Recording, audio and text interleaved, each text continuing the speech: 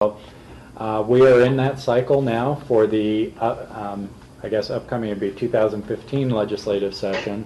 CCI is now starting to collect potential legislative issues to put before its membership and see if there's broad-based support and if CCI will throw its organizational weight behind potential issues. Last year, for example, Pickens County had proposed legislation to increase the fines for vehicles over 35 feet using Independence Pass. We did that with the support of Lake County, and CCI did pick that up, and we were successful in getting that legislation passed.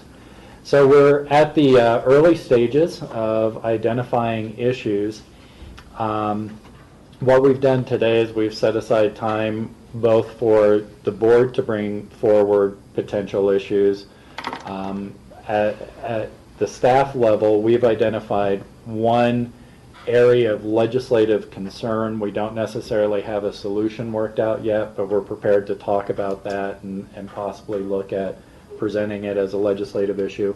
We do need to have the first round of legislative issues, even if they're not fully vetted and researched at this point, but certainly to get on the radar screen by July 11th, which I believe is Friday. So we've got a pretty short timeline now that we're working with to get that first round of issues identified. Typically what happens is we have a little bit more time to more fully develop our backgrounding on those, and as well as our potential solutions as CCI gets into the discussions. So we could, I guess, Rob, at the chair's discretion, I can either start off with one of the areas that staff has identified, or if we want to kind of canvass the board. Let's start off with that since you passed it out to us. Okay. So I have passed out to you a copy of Senate Bill 5152. And this is starting to generate some concern around the state. Rob, Northwest COG, I think, is scheduled to talk about this July 24th. Rio Blanco County has started talking about this, as well as a number of municipalities. And in essence, what this bill does is it was titled Competition in Utility and Entertainment Services. But what it does is it provides a prohibition on local governments being a provider or favoring any provision of telecommunications, cable, or what they call advanced services. And advanced services are internet services. And there are a number of limitations that public entities are not allowed to provide public networks with upload and download speeds that exceed 256 kilobytes per second. Just to give you a comparison, at our desktop, so when you're plugged in upstairs, you get about 10 megabytes per second. And so what would take you 1 second to download up there under this law would take you almost 8 minutes to download on a public network. I think where the concerns have come is one in the really broad definition of what constitutes advanced services and such. So for example, we in 2011 had a ballot question that passed related to our translator fund, allowing us to use translator funds to help with infrastructure to expand cellular service, which would fall under the telecommunications, and broadband services throughout Pickens County, and that's been one of our major goals. It would seem that from this act we'd have to go out for another ballot question to actually invest any of those funds to provide any kind of network services over 256 kilobytes per second. And what other communities have seen, for example, Longmont is trying to do a similar thing, building a fiber ring. There's been a lot of campaign donations pouring in to oppose those types of questions. So they had a question about funding a fiber ring that multiple providers could come on. they had a number of telecommunications companies come in, and they basically fought that question with over $200,000 in campaign donations and such pouring into these local races. So it set up a dynamic where public entities who are looking to set up networks, like Vail is setting up a public network. I think it could be argued that what we're trying to do with working with American Towers and such, even though we haven't invested dollars yet, we've really provided other kinds of incentives, could be called into question. Public entities that are trying to play in the field of expanding broadband and or cellular service, I'm not aware of any that are trying to provide cable television services, are concerned that they are not going to be able to provide those services adequately, or that they've invited significant resistance to those types of programs in the future. The bill is very broadly written.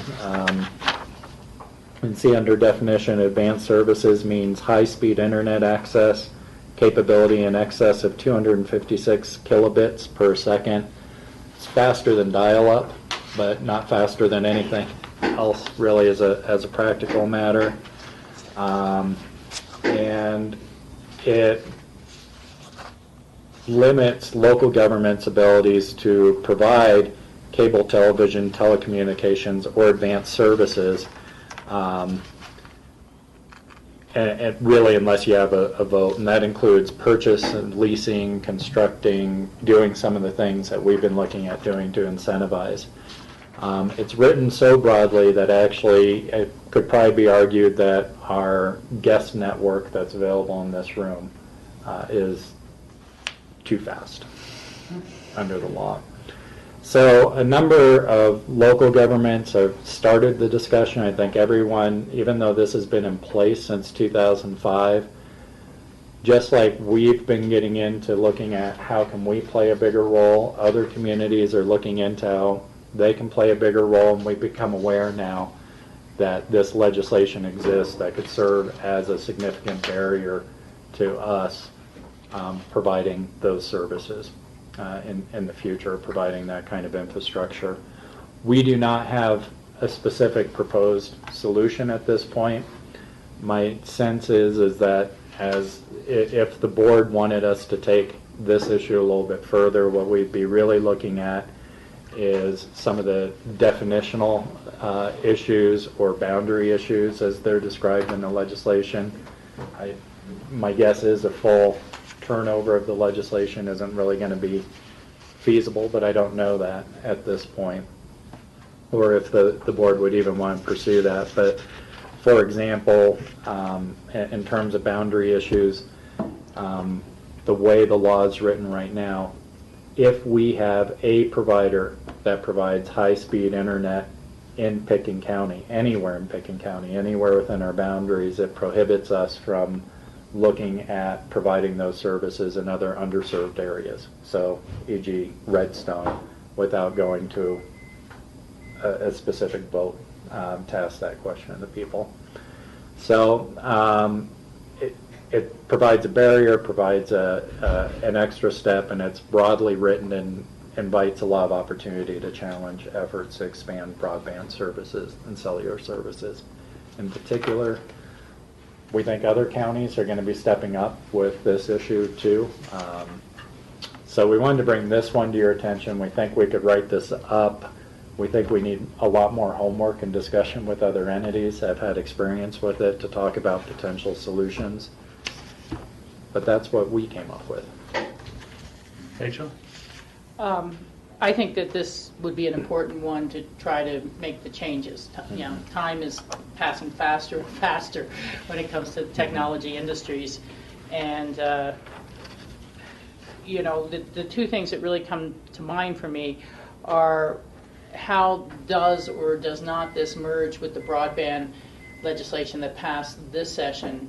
Because I think there's a bit of an operational conflict between the two, where I think the new broadband legislation refers to if a provider does not come into your area within a year, you have the ability to do that. So seeing how they mesh is important.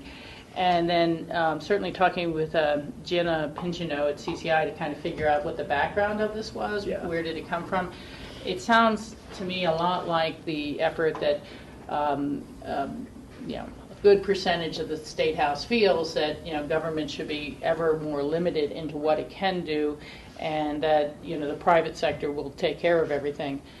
But it's clear that the private sector does not want to take care of the low density areas and the difficult terrain areas. And so that would be the case we'd really have to make. And so it may be something that would need to be limited geographically or defined so that your urban metropolitan areas are not eligible to take advantage of it unless they have an area that's not served.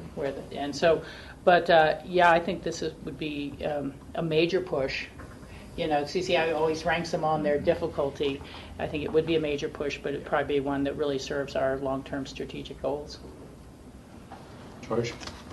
It was interesting at Governor Hickenlooper's lunch presentation last week.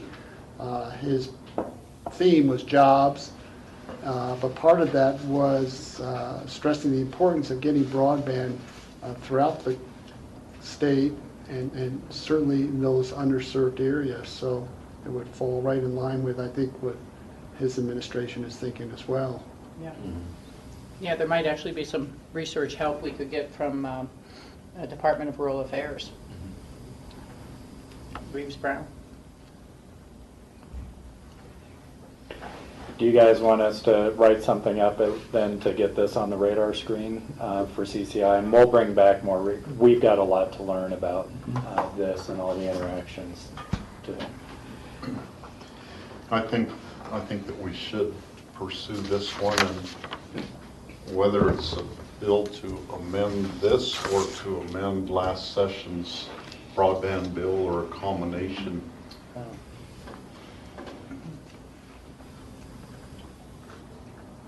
And there's definitely interest in a lot of counties around the state, so I think we could get some, a broad coalition supporting something and coming up with good wording on it, that sort of thing. Yeah, I think strategically to discuss realigning with the current broadband bill and realigning this act to modern circumstance could be a good strategy. Sounds good. Other issues that we want to bring before CCI? Did anybody else? Steve? When we were discussing the fireworks last week, it was mentioned that counties were prohibited at one point in time, and I don't know whether we still are for regulating fireworks. We actually have the authority since 2007 to pass a separate ordinance. The Pickens County has never done that. What we've done is we've gone through the fire districts and had a single application that's issued through the fire districts on their own authority, but the sheriff's department has signed off and administration has signed off. I think at one point the board signed off and then that was delegated to administration more, I think, to create a communication link to see if there needed to be a special event permit or what have you. The sheriff's authority exists separately. The sheriff always has authority to issue a fire ban that would prohibit fireworks in unincorporated areas upon competent evidence of fire damage. And we usually use fuel moisture content. So I actually think there's more authority that exists in current state Colorado revised statute for us to have a separate ordinance governing fireworks. We haven't necessarily availed ourselves of it, and I think what we've been trying to do is historically avoid separate permitting processes between a fire district and the counties and the municipalities where you layer on top of one another. What we've identified, particularly since the snowmass fireworks and some of the concerns that were raised there, is getting all the entities together to see, does our current permitting process address all the entities' concerns? Because if they don't, then we may want to exercise our authority. But I don't think right now we would need to go to the legislature and ask for additional authority. We've got a lot that we haven't exercised ourselves. Yeah. Yeah, and I've become aware of more animals being affected than were initially reported from the fireworks on Snowmass Creek, and it's probably more the noise from them that disturbed horses and dogs both, and there was at least one horse that was injured running into a fence. And so, you know, I think it's more than just the fire danger, but also just the noise nuisance to the community. But if we have the authority, then we wouldn't need to take it to the CCI. Yep. Yeah. I don't know if this is a legislative or an administrative policy decision. If we to look at the increasing the mineral severance taxes that go to the state, to Colorado. Is that administrative or is that a? No, that's definitely legislative. So And it's federal. If it's, So in this case, Colorado has, I believe, the lowest severance taxes of any of our western states. Yeah. And again, Governor Hickenlooper talked about looking at ways to enhance renewables. In fact, the state has a goal of going to 30% renewables by 2020. But the governor's energy office really doesn't have the resources, I think, to be able to help communities pursue these goals. So, for example, if they had some additional dollars, such as coming in from additional severance tax dollars, they could provide resources to continue or enhance existing community programs such as the Energy Smart programs, or enable communities to be able to start those programs, which would then help the state reach those goals. So, and Senator Swartz talked about this a while back as well as an opportunity or as a funding opportunity to try to enhance Energy Smart programs throughout the state. Rachel? Yeah. You brought two different things. The severance tax would have to go to a vote of all Coloradans, right. Similar to Ritter did when he wanted to change the formula to pay for higher education. I don't think you're going to get CCI moving a referred measure that way. But the second, which you described, I was thinking perhaps Mona could help us with the wording on that from CORE, because she has some real experience, having been in the governor's energy office, of proposing funding for the Energy Smart program to continue through calendar year 16, 17, or something like that. You know, the program that we've been doing, which no longer has any state funding because it came from the American, the Recovery Act, the Reinvest in America Act. So they used the ACA money for several years to fund those efforts. But if we framed it as, to help reach the 30% goal and to continue the renewable efforts for energy independence across the state, I'd like to see the budget for that office increased by X for the purpose of continuing the Energy Smart program. It will be a battle between energy producing counties from natural resource extraction versus other counties. So it's hard to say, but there's no reason not to throw it against the wall and see if it sticks. But I was thinking Mona might be able to help craft a little of the dollars. Anything with a fiscal note is always tough. That's the bottom line, and I don't think you can do directives to change the direction of an office per se that the governor runs. But the distribution of severance tax dollars is statutorily defined and then administratively, executed through Department of Local Affairs. I do think we'd have I think we can put it out there. I think CCI would have a very, very hard time getting behind it because you're going to have your energy producing counties that are going to lose a pot that they get energy impact grants and stuff out of. Well, unless it came Right from the now, general consider. fund to support the energy office programs. If it wasn't from severance tax, it would be an equally high battle. Right, yeah, well, if we're just now looking for funding, if we're taking it out of this, so what I was understanding was a carve out from the severance tax. One was, could we increase the severance tax? That would have to go to a referred measure and be voted on under Tabor. And then the second question that I was understanding, I just wanted to be clear, Okay, yeah. was a carve out of then the existing severance tax. And then Rachel, I'm hearing from you as a third option, which is just, hey, can we get some money? In the office. Let's not define the source. Yeah. Let's just say that we want more funding to go into. Severance tax will just never change, you know, and I literally think that the distribution of what we currently get, in terms of a collegiate organization, people acknowledge, yes, you produce the energy, you pay, you know, you have road damage, you have social issues, you have things like that.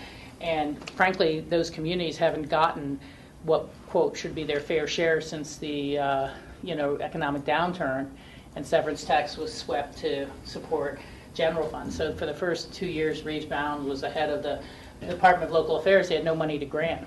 And it is by statute, and I just, you know, it's a battle I don't think anyone would ever be able to win. Us non-producing guys want a share of yours. It doesn't go very far. But if it was other ways to bump up the energy office in the renewable area, I think that that's well called for. So I'm not sure what my direction is just yet on this one. Do we want to put just without identifying a revenue source? Sounds like that's the only way, if any way, and I'm not sure. I think we need to have Mona maybe work on it quickly and have an idea of coming back to us and saying, you know, this would be the way to word a legislative issue to CCI that may be palatable. So since we have to have it in on the 11th, what I'd suggest is that if the board wants to kind of get the bookmark in place, let's go ahead and I'll work with Mona to get some language in with the idea that we'll be able to develop it, probably make it because we have to prioritize these two. Would that be a first or second priority in your mind, or? I'd say second to the broadband. Yeah. Okay. And that way we can always pull back on it if we feel like it's pretty weak. Sure. And then next Tuesday I can bring that back and say, this is kind of where we ended up. Well, they're submitted on the 11th, which is Friday. Right, we'll so submit we're it going to together. submit for the Okay. bookmark, and then I'll come back to you guys and say, here's where we ended up, and we can make a decision then. Do we just want to call Ginny and have her pull it, or Okay. keep Oh, moving okay. forward with it? Yeah, it would seem that if, again, Mona could define the type of funding that previously was there, talk about the great effect and benefit it has had across the communities that tapped into it and that used it, and that, you know, again, in order to reach the 30% goal and create, you know, better efficiency within our communities, restoring funding to this activity within the energy office would be valuable. And I think we should also maybe communicate at least a little with Eagle and Gunnison, who are our partners in the Energy Smart, so that they know we're producing something like that. We could have some votes at the table in support, or see what their feedback is. All right. Anything else on anybody's radar? Well, restaurant inspection fees and school and childcare inspection fees are a continuing issue. I don't know if somebody else is going to submit it, but we could put it in as well as a third priority, and just to reach greater parity with the actual cost. I mean, we all heard Kurt Dahl's presentation. You know, we get $10,000, we spend 60. Some is recovered through fees, but not that much. And I think there's ongoing discussions with the restaurant industry already, so. And yeah, I think it's worth putting down to have a discussion as to where to go with it. I mean, there's obviously more information needs to be gathered. but that would be the only one that been punting a few years in a row, I think. Yeah, we funded the staff level again this year, but we can certainly, Yeah. we've actually already got it written up. Yeah. Great. Okay. Well, and that I will call our break for lunch, and we'll come back at 1 o'clock Very for good. the rest of our agenda items. Thank you.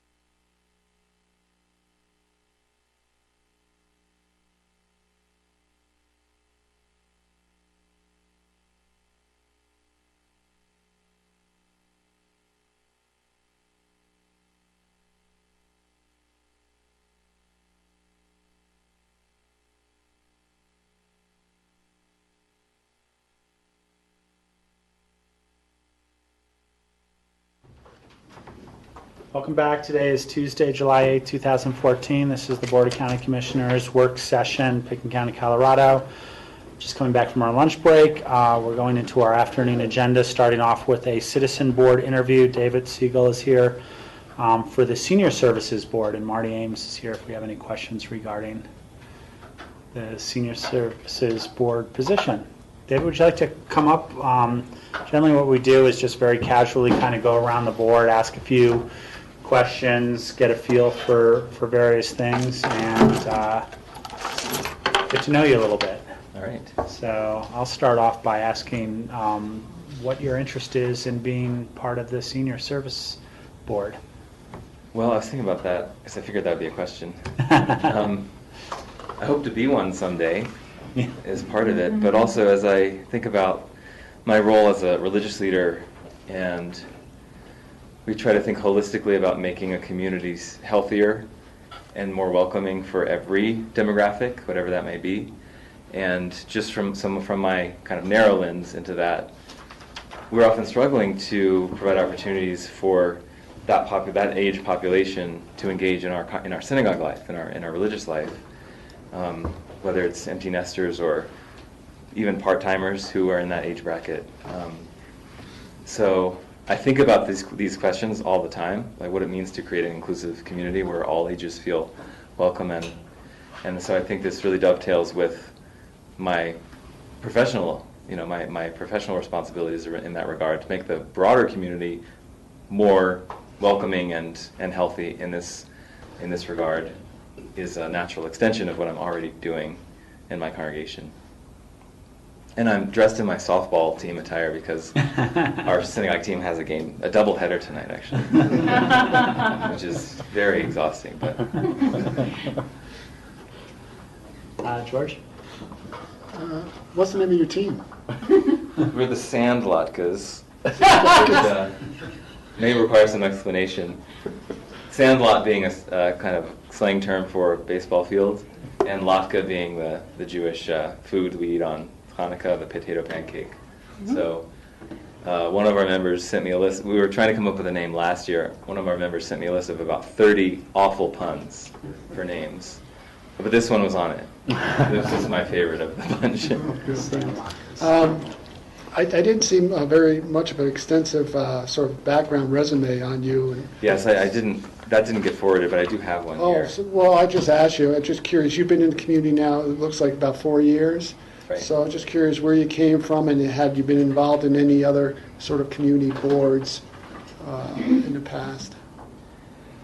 So, to answer the first question, most recently from New York City, that's where I moved here.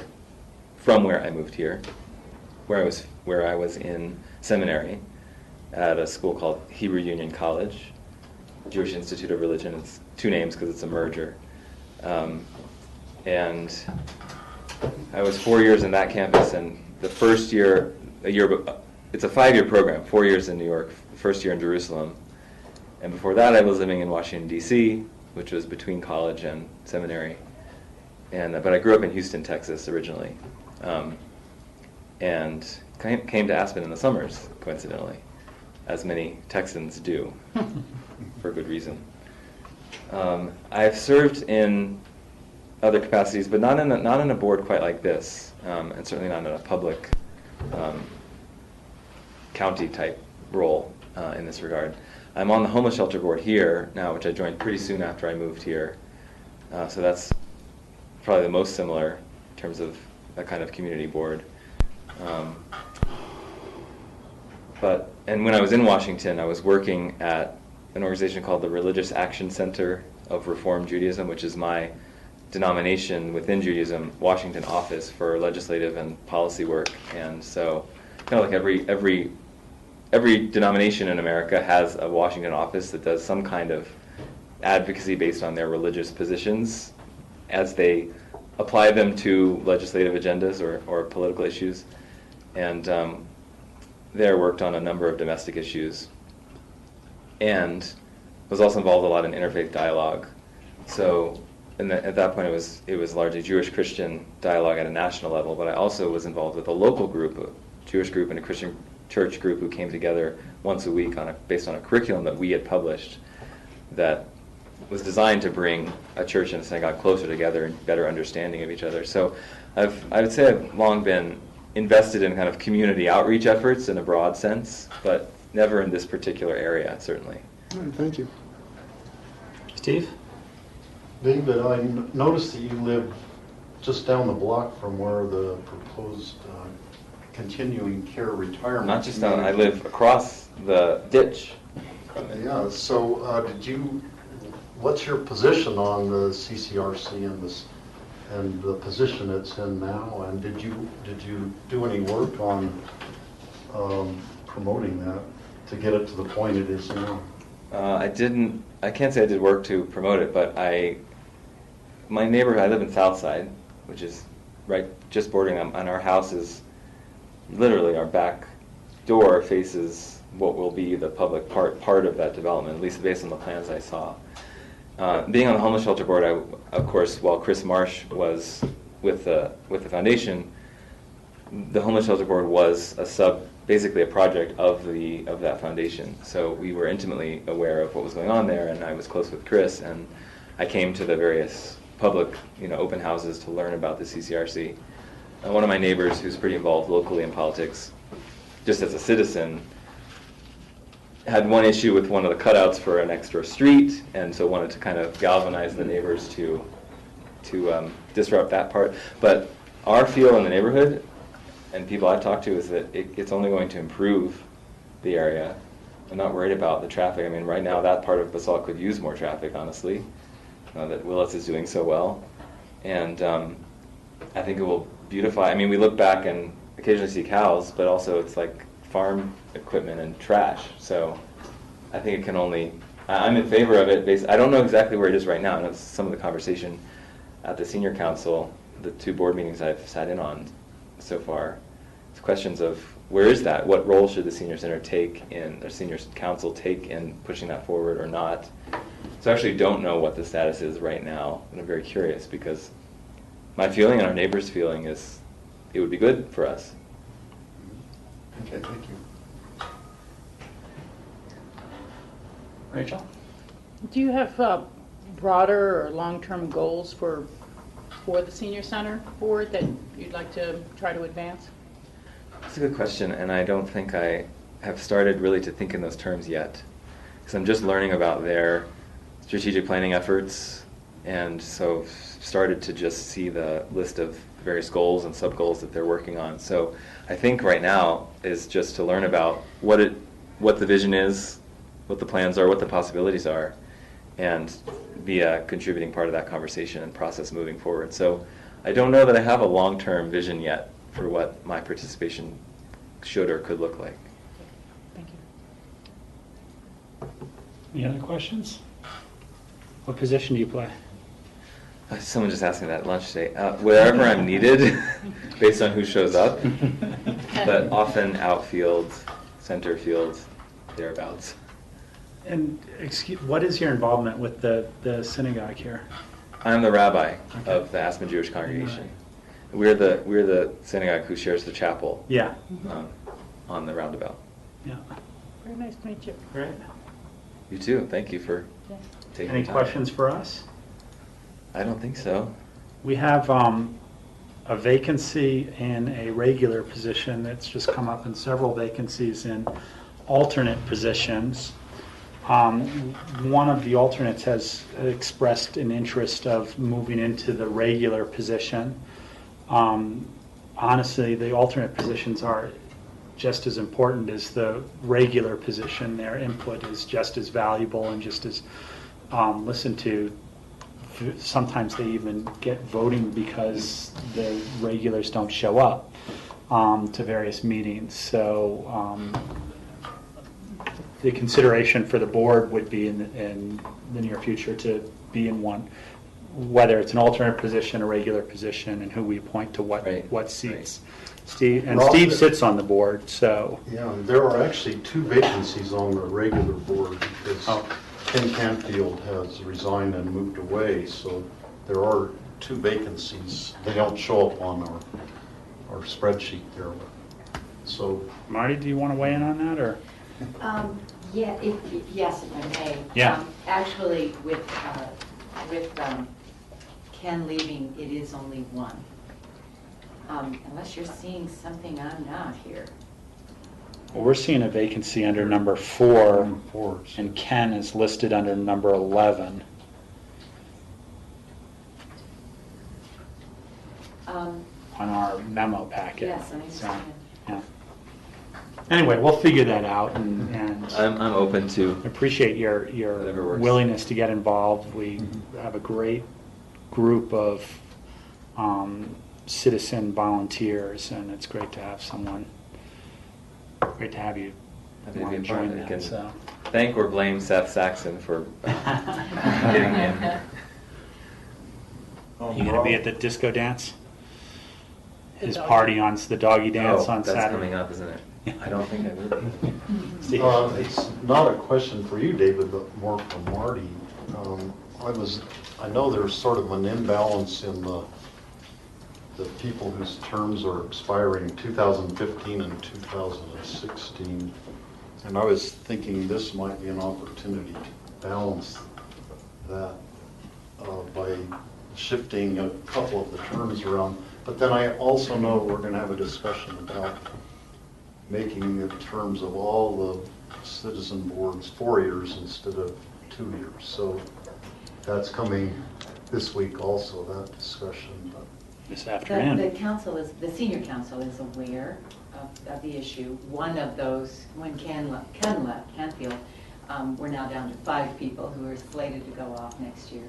But I agree with you. I think it would be wise to wait until your board's decision, the BOCC's decision on the 2 to 4 year terms, whatever, and then incorporate that into a discussion and come back to you with a recommendation, if that's okay. Yeah. Great, thank you very much. Thank you. Generally, we make a decision within the next couple of weeks and move forward with letters of notification. Right. Do you want a copy of the resume? Would that be helpful? I'm fine, thanks. should Charlotte maybe have that, or Charlotte Anderson? I don't know. Yeah. Should probably have a copy I of it could, if she doesn't. I'll take it. Yes, they ended up emailing that application, and that you get with it. Thank you. Good Thank luck with you, the game. David. Thank you. Yeah. Yeah. We got a new bat last week, so hopefully that will. The problem is now we can't blame the bat. It's the trade-off. Thank you. Good afternoon. Let's move on to future agendas while we've got a little time before our next. Sure. Mostly just, sorry, let me click in here. So, a reminder for the board that I will be out from August 2nd to the 16th. We're taking a family vacation, so I'll be out for the meetings of August 5th, 12th, and 13th. Right now, those are very thin, extremely thin agendas. The one thing that is sitting out there is we do have a joint meeting with the school district planned for August 12th. I don't see that the board would necessarily need me to be there for that meeting, but you know, if anyone feels strongly about me being there for the joint meeting, we could certainly look to reschedule that. Typically, I haven't played a large role, and I don't know that there are any significant issues coming up that I'd need to be there for, but I just wanted to make sure we're aware of that and have that discussion if we needed to. The only thing that I had on that was it's scheduled for 3 hours and 15 minutes right now. I'm assuming Yeah. this is all going to change around, and it's not Yeah. going to be that Usually long. an hour Obviously, and a half is. I'll be looking at these, but these just got onto our future agenda, Yeah, so I yeah. haven't really. So those, that will shorten up and tighten up as we know the agenda more. We can anticipate some travel time and wanted to see what the agenda topics were, so we set aside. The other thing is, as we get into the later weeks in August. During our retreat, we had talked about coming back and spending some time doing work sessions on the strategic area, so you weren't just seeing them once a year, and we're already, the year's going by quickly, and so I would like to take some time in late August after we get back to start to schedule in some of those workshops around housing, around broadband, around healthcare, just to update you guys where we're at, have a discussion. The one item I'd want to add in addition to the strategic plan areas is to probably, before we go into budget, have a broader discussion about what we've learned about facilities and where we're at, because I think that's going to be a pretty significant kind of budget discussion going in. I don't want to wait till October. We have the proposed budget for that. So if the board's okay, since we have those open times, I'd like to start to fill those up with some of those kinds of briefings and discussion points, kind of work sessions, and probably do bigger blocks of time than the 1 hour. Rachel?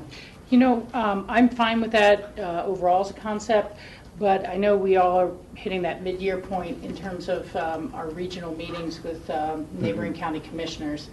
And I know that once we get into fall, they have budget season, we have budget season, it gets pretty hard. So I'd just like to make sure we're continuing to work those in as well. Okay. Other thoughts on future agendas? Just a note, I'll be out August 19th that week. Right when we're going to do our workshops. Right when the bike race is happening. The only thing, Phyllis, I'm just going to check in with the board on what we were discussing yesterday. We have scheduled on July 15th next week an executive session for our county manager evaluation, 1 hour. There will be a revised edition of the evaluation going out to the board members for their review, probably later today. The question that I had for the board was whether or not we wanted to do a small executive session in the morning to discuss together that that review, and then meet with John as an executive session at the end of the day. It would give Phyllis the time, 15 minutes to modify it if it needed to be modified. George? It looks like we've got 2 hours, right?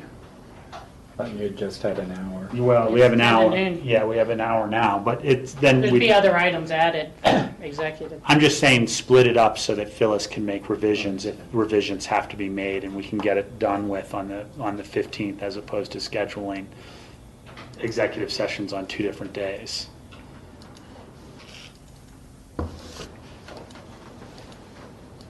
Okay, Sounds so like you guys have a lot of work on So I will work with John and Phyllis about rearranging the schedule a little bit to make that appropriate,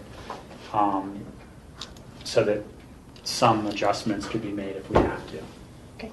Yeah, So it looks like, it'll be left up to my discretion to be sometime between looks like something 10 should be and moved. 4:30.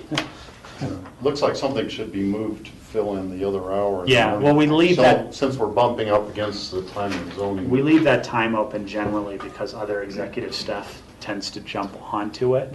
And I am hoping to have some stuff to add in So for you guys. that's why that's why it's a 2-hour block. Yeah. So. Okay. Rob? Yes. I'll be gone the last 2 weeks of August.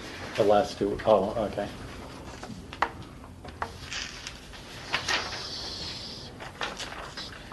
Yeah, and I've mentioned this to others, but we may have some personal issues in my relationships in terms of my boyfriend's father's very ill and I may be called away.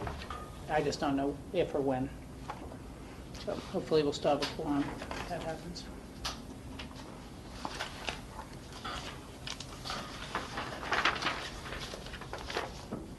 All right. Rob, we might just need a few minutes to get set up if you want. Yeah, let's start. Let's take a 10-minute break. We'll get the ambulance board set up Great.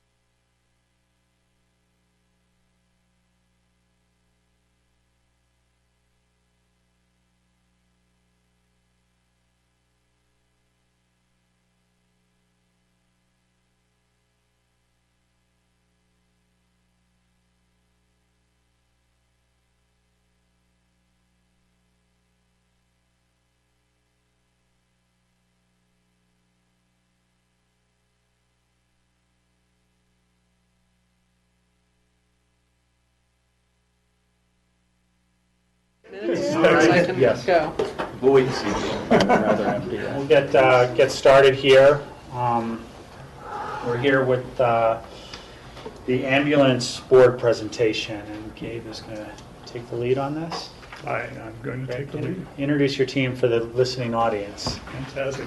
My name is Gabe Muthing. I'm the Aspen Ambulance District Director. To my left here is Elaine Gerson, and she is the Chief Nursing Officer and Head Counsel for the Aspen Valley Hospital. And to my right is Mr. Dan Bonk, who is the CEO of Aspen Valley Hospital. And we're here to present to you today just a little bit about the ambulance district, and then just have a few strategic planning questions we'd like to throw at you. Just a little bit of a background on the ambulance district. The ambulance district itself, as you may recall, is a special district. It is essentially a county agency that is managed by the hospital. The hospital is the contractor in this case, and certainly their role is to provide the service itself. The employees of the ambulance district are all hospital employees, as well as the management of, and all the oversight of the ambulance district and the medical aspects of it are all hospital-based.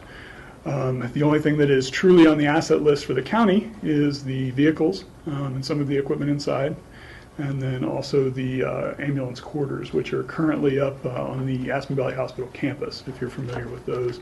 They're currently a little blocked off through the hospital's construction. We've made a short-term move, as you may remember, out to the North 40 Aspen Fire Department station. They've graciously allowed us to live there for a period until the construction reaches a phase that we can get back into our building. So, a little bit about the ambulance department. We have 30 very dedicated men and women that work for us at the ambulance department. You should be very proud of it. Hopefully you know a little bit about us. My guess is most people don't. We're kind of the silent heroes, hopefully. But we do have a great amount of resource there. We have a lot of experience in our paramedics. We also have critical care paramedics, which is virtually unheard of in a small rural community such as ours. It's a great amount of education, and we certainly hope to provide the absolute best care possible with that system. We currently run a single ambulance throughout the day, 24 hours a day, 365 days a year. In the winter, we upstaff just due to our ski season, and that raises us to a second ambulance. And then certainly, as you know, we're becoming less of a resort community and much more of a special event community. So we do also upstaff for any large events in town. We'll talk about that a little bit as well. So we'll talk about a few things today. A little bit, mainly just the state of the department. We'll talk about operations, physical volume wise, financial, and future for us. Over the last 4 years, our goal has really been to become lean, efficient, and provide the best service possible, with a strict budget. So over the past 4 years, a few of the things that we've done to really make us more efficient. We've reduced our ambulance fleet from 6 ambulances to 4. We looked at our volumes, we looked at our response plans, and really, quite honestly, we had 2 ambulances that really didn't receive much use. In the past, those were around really just for the reason that in times of increased volume, we had an extra, just in case we needed it. The good news is now we have a much better relationship with both Basalt Fire Department, Snowmass Fire Department, and have a fantastic working relationship with them in that we now have what's considered mutual aid, where if we need an extra ambulance rapidly, they'll send one up to help us. If they need it, we'll also send ours down to help them. Great relationship, and makes us very efficient in that respect. So we don't just have ambulances sitting around collecting dust, waiting for something that may happen. The nice thing about reducing that ambulance fleet is when you think about an ambulance today costing right around $150,000 a piece just for the ambulance alone, not the equipment inside. But $150,000 alone, obviously, just by reducing by 2, we've reduced our replacement cost by $300,000. So a fantastic reduction for us without any reduction in service at all. Our current fleet is 4 ambulances. We do have 1 EMS command vehicle that we use. And then, as you all know from last year, we also are expecting any day now a new vehicle for wildland fire, which is becoming certainly a big thing in all of our minds, I think. It has been for a while, but I think just recently we've certainly really gotten to see the bad side of that. So hopefully we can help out with that. We'll talk a little bit about that program here in just a minute. So operations-wise, we've also reduced our staffing. Now the good news is we haven't eliminated anyone. We just haven't hired anybody new. What we always did in the past with those extra ambulances through the winter is we actually hired an additional staff to do seasonal. What we've done now is we've actually increased our part-time staff so that those staff are available to us in the winter, and then in the summer we also have them available for our special events and any other upstaffing needs we have in the summer. So we didn't actually eliminate any staff, we just reduced our need for them at certain times. So it's worked out very well. Equipment-wise, it's really important to note, obviously, that when we reduced by 2 ambulances, we also reduced the amount of equipment that goes inside those. And those bits of equipment, they're expensive. As you know, medical equipment is not cheap. A good example of that is the cardiac monitors that we use. You know, they're roughly $35,000 a piece. So reducing those 2 ambulances, we also reduced by 2 cardiac monitors. So therefore, you know, reducing and having quite a bit of savings there in that. Also the supplies that go in, you know, everything you can think of, from Band-Aids to needles to IV fluids also gets reduced as well. And then certainly communications equipment is one of our other big costs in there, the radios that we use to talk to each other and talk to our area resources. So again, kind of the trickle-down effect by reducing those ambulances. Now, of course, over the years, we certainly have had cost increases as well. Just as you know, employing staff, those costs go up each year. Equipment-wise, the last time we bought a cardiac monitor in 2009, that cardiac monitor was $19,000. We just recently, in 2013, bought the new version of those, which is the standard now. And that standard obviously costs a little bit more, to a tune of $35,000 a piece. So, because significant cost increase just in equipment alone in just those few years, just in 4 years. Fuel, I don't think I have to tell you that price continues to go up, as much as we hate that. And then certainly our vehicle cost. When we purchased our ambulance in 2010, that cost for the vehicle itself was $128,000, and in 2013 it ran right at $150,000. So those costs continue to go up. There's not much we can do about those. We do have a few opportunities when buying those, now that we have that great relationship with the different fire departments in the area, that there's sometimes some opportunities we have if we buy multiple ambulances at once. We did do that this past time in 2013, where we purchased an ambulance along with Snowmass Fire Department, and we're able to get some benefit from that. So there are advantages to working together, obviously. Volume-wise, this is an interesting one, and certainly volume for us. I would love to be able to count on so many runs per month, so many runs per hour, and I know exactly when they're going to come. That just doesn't happen, and I kind of liken it to a restaurant business. You know, you certainly hope that the crowds will be there, but you never know. So certainly for us, you know, just like anything, we are certainly our volume is directly related to our revenue. We've noticed since 2009 we've had an 11% reduction in volume. Hopefully that number is increasing a little bit. Just since 2013 we've noticed a 4% increase. So we're getting there. Hopefully we're getting back up to where we need to be. It is kind of important to note that we have that 27% increase in non-revenue producing refusal volume. And let me explain that. So when an ambulance goes out on a call, they don't always pick up a person and take them to a hospital. So if we go out on a call and give advice, we put a Band-Aid on, but something that doesn't necessarily need to go to the hospital, or something that doesn't need to go to the hospital right then, or doesn't need to go to the hospital by ambulance, we don't charge for that. We feel like that's a great community service to have, that we can be there for our community and give them the advice they need, and not send them a bill just for the advice. It's a good community thing to have. Those refusals, though, are going up. And I think what we're attributing that to is people, I think, today are much more cognizant of their bills. And I think that they realize if they're transported by ambulance, it's a bill. If they go to the hospital, it's a bill. And now that they're recognizing that, maybe that thought is more, do I really need to take an ambulance, or can I just, have my mother take me? Can I have my friend take me to the hospital? And that's certainly okay. That's certainly okay, and we'll work within that. But that doesn't mean we will stop doing our advice calls, if you'd like to call them that. We've also noticed an increase in our non-revenue producing standby volume. And what that standby is every time a wildland fire goes out, we automatically send an ambulance because we know that there's a high hazard risk for firefighters, for our community members in that instance. If there's ever an event, public safety event, that we feel is high risk, then we'll go ahead and move out on that as well. Now, given it's usually low cost, it's driving to and from the scene, but we're there, and we're there for our community, and that's certainly what we always want to be available for. Operationally, some of our needs that we're really looking forward to in the years coming up. Education and training.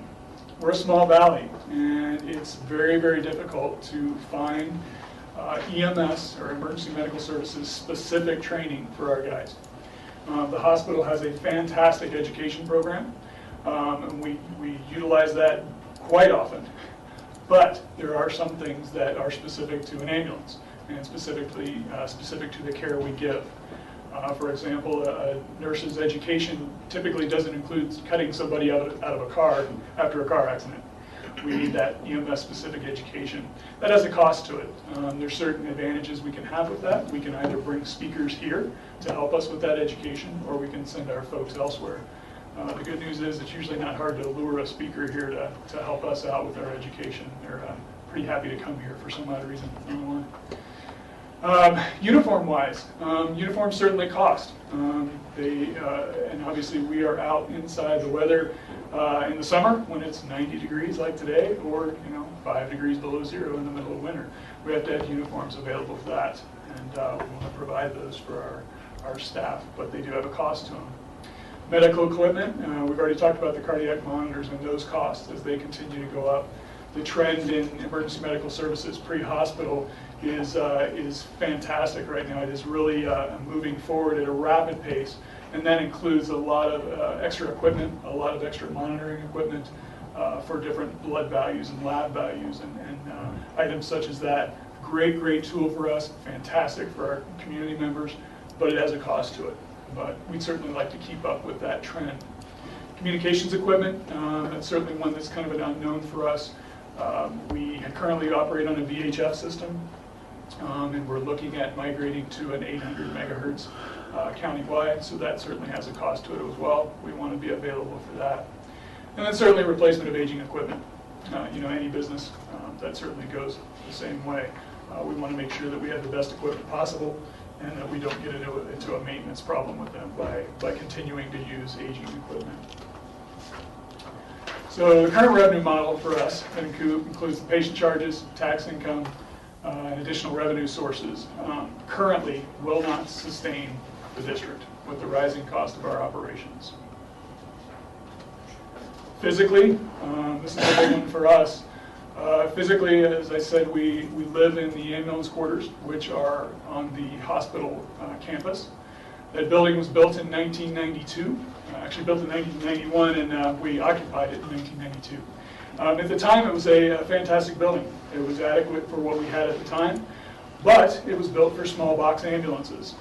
Currently, we have a large box ambulance that's on a Ford F450 chassis, and if you're familiar with that, it isn't small. And currently, it's tall enough that we're only a couple of inches from the main support beam of the ambulance quarters as we back in. So as we've progressed and our vehicles have grown and our operations have grown, the building obviously hasn't changed in size at all. We tried to work that out a little bit by putting a temporary tent on site to house some of our ambulances. And I stress the word temporary. That tent is now gone. It was only there for a short period of time, and then as the construction happened around the hospital, that tent was removed and will not be back. The other thing important to note about the building is, funny enough, the fact that it was a county building placed on hospital grounds. Nobody really knew what to do with it for many, many years. So unfortunately, the maintenance was lacking, just the general outlook of the building was lacking over many, many years. The good news is, as of 2012, the county now has it on their list and is maintaining it, and has done a fantastic job with that. They've been very receptive to every problem we've had, and certainly have fixed it as quickly as possible. Lots of plans in the works to see what we need to do with that building. We certainly have a few concerns about the building as it stands, though, and a lot of those, the question is do you fix it, do you replace it, do you remodel it, do you rebuild it? That's really where our line of questioning goes for that. So currently, we also house our full-time crew has to live there. And please remember, this is not like your average business. Our employees actually live in the building that we work. They sleep there, they eat there, they live there. And along with them, we also have need for the administrative offices and need for that ability as well. It's certainly something that we've outgrown as our operations have grown. So currently they are inadequate, and I don't hesitate to use that term at all. Certainly inadequate for our current operations and definitely for our future operations. Financially, obviously everything else leads to this question here. Our funding sources as of right now, we have patient charges, which are exactly that. When we go out on a call, transport a patient to the hospital, we do have a charge that we charge them for that transport. Tax income from our mill levy. We also do some special event charges and wildland fire deployments. I'll talk about each of those a little bit. Our patient charges, currently they're based on local, regional, and national surveys of how much it costs wherever you go in the world to take an ambulance to the hospital. We're obviously very careful to look at our local, both Snowmass Fire Department and the Salt Fire Department also do transports. And we are very close to them in our charges. We've also looked regionally, obviously the Central Mountains area. We have some additional things that are a little bit different than the rest of the world, obviously. And then certainly nationally. And our current charges are in the upper third of all of those survey amounts. So we do feel like they're in the right spot, in the right place for us. Our average reimbursement of those charges is currently about 71% of what we bill. And it's interesting, I had a discussion with our CFO at the hospital the other day, if he could tell me what that was going to be next year. And his comment was, I don't know if I could tell you what it is next week. I think with the way healthcare is going today, it really is an unknown number for us, so one that we certainly can't count on. Our Medicare, Medicaid, and our ACA reimbursements are decreasing, and we know that. The future of those reimbursements is really unclear, as I said. The only certainty is that we certainly will have a reduction in our revenue based on those patient charges. Our tax income, Aspen Ambulance is a special district, and mill levy was set for Aspen Ambulance District in 1982. Coincidentally, that was set at 0.82 mils. I'm assuming that's probably why they set it at that, to go for the year. The mill levy was set in perpetuity. The only problem with this, though, is in 1984, Tabor took effect, and the Bruce laws obviously reduced our collection rates. So currently, we actually sit at 0.22 is what we actually collect, which is significantly less than was voted on in 1982. The Aspen Ambulance District has not been debruced, so we are collecting that 0.22 and have no ability to go above that. And we've not been back to the voters at all since 1982. So in 32 years, I think we've done a pretty good job with what we've had. We've done really well at being efficient and using our operations to the best extent as we can. Can I ask a question on that one before we move forward? Did the board credit back the mill levy when you have exceeded the revenues via Tabor, and you can credit back and then keep the mill levy itself actually the same? So we've been running that side of it. So we have been giving temporary mill levy credits, and so what that helps manage is if you have a drop in assessed valuation, then you You're have steady, the ability you go to up. take some back. The real challenge here for the ambulance district is that what Tabor allows is growth in revenues equal to Denver Boulder Consumer Price Index plus local growth. And what happens when you use an inflation index like that is you're capturing some of the things that Gabe talked about, increases in fuel costs and those sorts of things, but you're also capturing consumer goods, which may have a much lower inflationary rate because of where they're made. We may be importing goods from outside the country or such, or other areas where we can get them for a lower cost, so you get a lower inflation rate through the consumer price index than what you might see being the local cost for medical Healthcare for the healthcare, workers, or the fuel. equipment or what have you. And so I think what we see is a curve where the costs are going up higher than the revenue is allowed to grow under Tabor with the consumer, particularly the consumer price index portion of it. And so what's happened is we've given the temporary mill levy reductions and we've ratcheted down to this 0.22 from the 0.82. Okay, thank you. Just a follow-up on that really quickly. If we were to look at debrucing, would that be a county initiative or an ambulance or hospital It initiative? would be, so as the ambulance district, you actually sit ex officio as the board of the ambulance district, which is a separate political subdivision and has different boundaries than the county. And so it would actually be a question that you would approve as the ambulance district board and would go out as the ambulance district board and would only impact. And then as the ambulance district board, you would be setting the mill levy anywhere from 0 to 0.82, whatever you think is necessary for the responsible provision of service. And so it doesn't automatically put it up to 0.82, but it gives you the ability to set the mill levy, up to that 0.82 in order to meet service needs. Good, thanks. A little bit more about our financial and revenue here. Special events, obviously, as I said earlier, they're becoming much more prevalent in our community. Our special event staffing, we do that if a large event comes to town with like medical resources on site, we are happy to provide those at a fee. And those are certainly a fee that covers our costs and allows us a small margin for profit on that, fairly small. We have tried to kind of mold our service based on the types of events that are coming into town. We can do a single resource paramedic or EMT, which is essentially one person with medical supplies and defibrillators and equipment with them, but just one person, no ambulance. We provide those for low-risk events, parties, for example, and small events that really are low risk in our mind.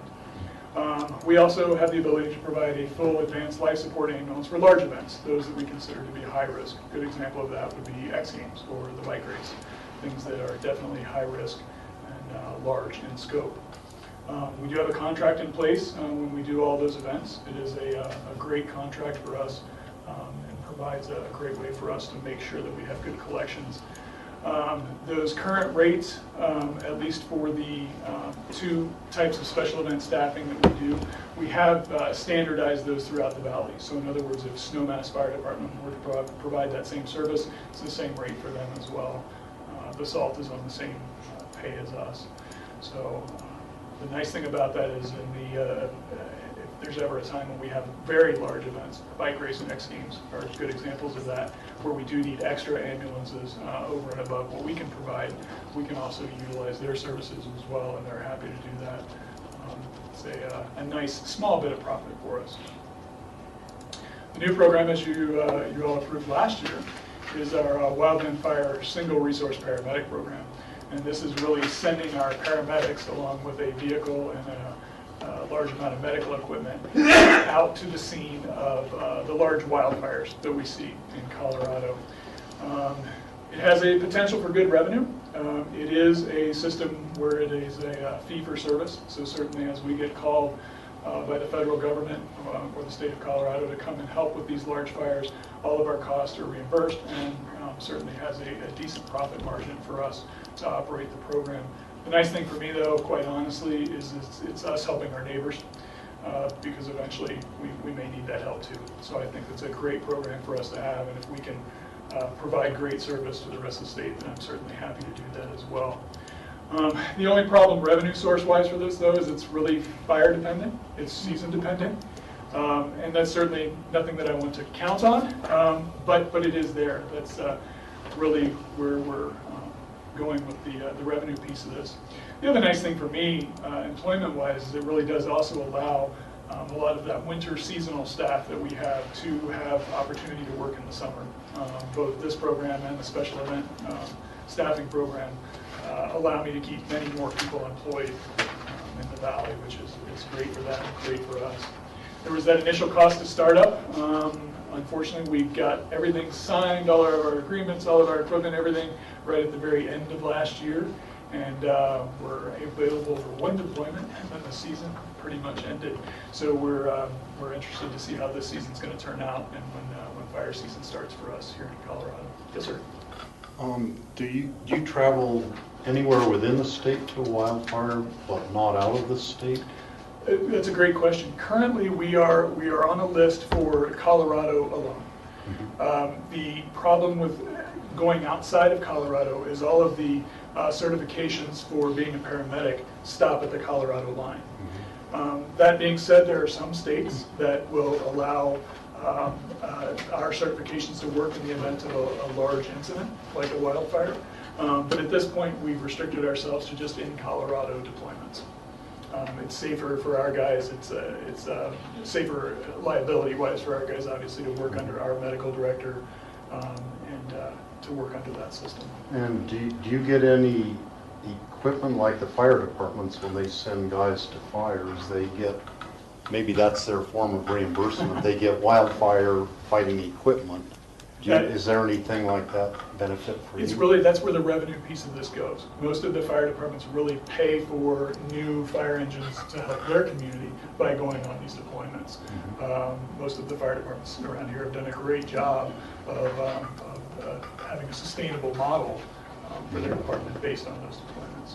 So it is a nice thing. It is a nice thing. We do have a couple of opportunities financially. We're in the process of starting a community paramedic program, and it's a great program if we can get it moving. That really benefits the community significantly. What it is, it's really providing in-home care and assessments to our community members. So someone that does not necessarily qualify for an in-home nurse or home care, as most people know about. There's a small gap of patients that either leave a hospital after a surgery that don't necessarily qualify for a home nurse, but just need a little help. Sometimes it's going out to the home and just explaining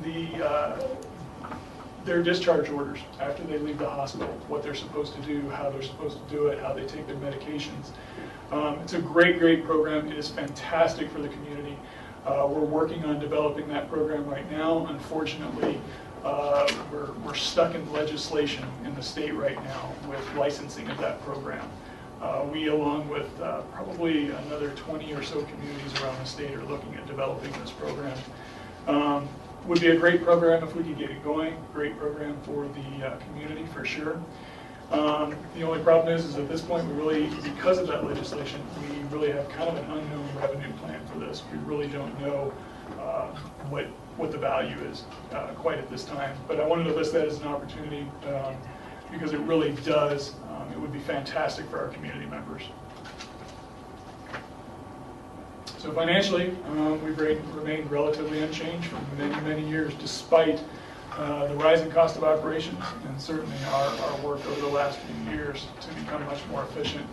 At the current funding levels, the department will lose reserves in 2017, go negative in 2018. We would love to head that off. So for you all, our strategic planning priorities. Priority number one is working on sustainable funding. We feel like debrucing of the district would be a great opportunity for us to look at this year. It certainly sustains our operational needs, provides for future needs without the additional increase in mill levy. And as John said, it certainly allows us flexibility to use what amount we really need without impacting the community too much. Rachel? Yeah, thank you very much for a really thorough presentation to us and the public through Grassroots TV. A couple of thoughts really come out to me. One is we just earlier today talked about our Colorado Counties Incorporated legislative issues for the 2015 session, and perhaps the type of policy changes you're talking about to enable the home paramedic program is something that we could try to champion. Sometimes these things take more than 1 year, but you start the conversation and find out where all the bed bugs are and try and work them out. So we are, I think, going to be submitting potential issues on Friday of this week, and we might need a little of your assistance in filling out the form of what we'd like to see changed to get us there. But I think that would be a good opportunity. The second real thought I have is about the elections and ballot questions. In a way, 2014 is very prime. It'll be a lot of turnout with the governor's race and the Senate races and things like that. And at least so far, I'm really not hearing about a lot of other mill levy questions backing up. And so I know, for example, in 2016, the school district's going to need to do something with their sales tax question. There may be questions such as open space reauthorization, things like that. The ballot starts to get pretty crowded. So it would be good to think about going this year. And the questions that the public always needs to have answered when you're doing that is going to be a little bit more of the what is the facilities needs. And again, this is a great starting presentation for engendering a positive vote, but I think there'd be more detailed work to be done, and I don't know if the timelines allow for that, but often you can kind of push towards the ballot question deadline, and if you're not ready to go, you don't go, but if you're ready to go, you do. And that's kind of the approach I'd like to take. I guess the other final thought is a little bit of the term debrucing, to my mind, started to get a lot of real negative characterizations when property values went so high. And people looked at the debruced Colorado Mountain College, for example, as being, oh my word, it's kind of out of control. And I realize what you're saying, that our board would control it, but that may or may not be the full level of trust the public needs. And so I think it'd be important to work with Tom Oken and John and others and think about, would it make more sense to, rather than, quote, debruce the 0.82, to set a new level at, 0.60 that's debruced or something like that? I mean, would it be better in the public's mind to have created an upper cap? Because going from 0.22 to potentially 0.82, is a 3.5 time increase for folks. And I think that a lot of negativity could be made out of that. And I think it'd be better to try to identify what is the revenue stream that you would anticipate needing going forward, and then set the mill appropriate to that, and have that be the base, the bottom, and perhaps debruced from there or allow the inflation. But I think we should at least weigh both opportunities to see what is going to be the most palatable. And in some of our previous elections, of course, we do a little bit of polling and ask the public's opinion on these type of test questions to see which is easiest to understand and most accurately reflects the needs. So I think that we should proceed with that type of background work to move this forward. I think you guys have done a great job, and it's the quiet partnership that's back there and people knowing and needing that. Service is available, so I do think you'd have to find a lot of broad public support for your services, and it's a very small, minimal amount. But I do think we should take a look at that. And one last question I'll ask just for the whole board: what is your current actual dollar collections when you collect that 0.22? It is $429,227 There we go. this year. So Approximate. And so that's where I think that, because when you look at how the ballot questions have to be structured via Tabor law, if you just debruce up to .82, it's going to say something, can the district collect up to 1.6 million every year, blah, blah, blah. And so I would think more about the actual question as opposed to just the debrucing concept. Thank you. You're welcome. Thank you.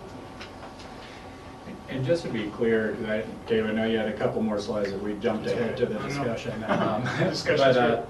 Just so the board's clear on where we're at today, ballot language does not need to be presented and certified to the board until the end of August. It's the 23rd or 25th this year, somewhere in that neighborhood. But what we are required to do if we decide to put a question on the ballot is just give the clerk's office notification that we have intent to possibly put a question on.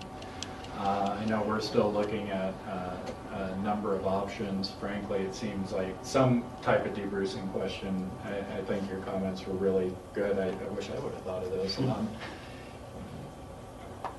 Probably seems to be the most direct path right now, and so that seems to be the solution that we have first and foremost on the table. And so what we'd be looking for today is more just the nod that, yeah, we would consider putting a question, and then we can go back and do more homework and give the clerk's office that notification. Steve?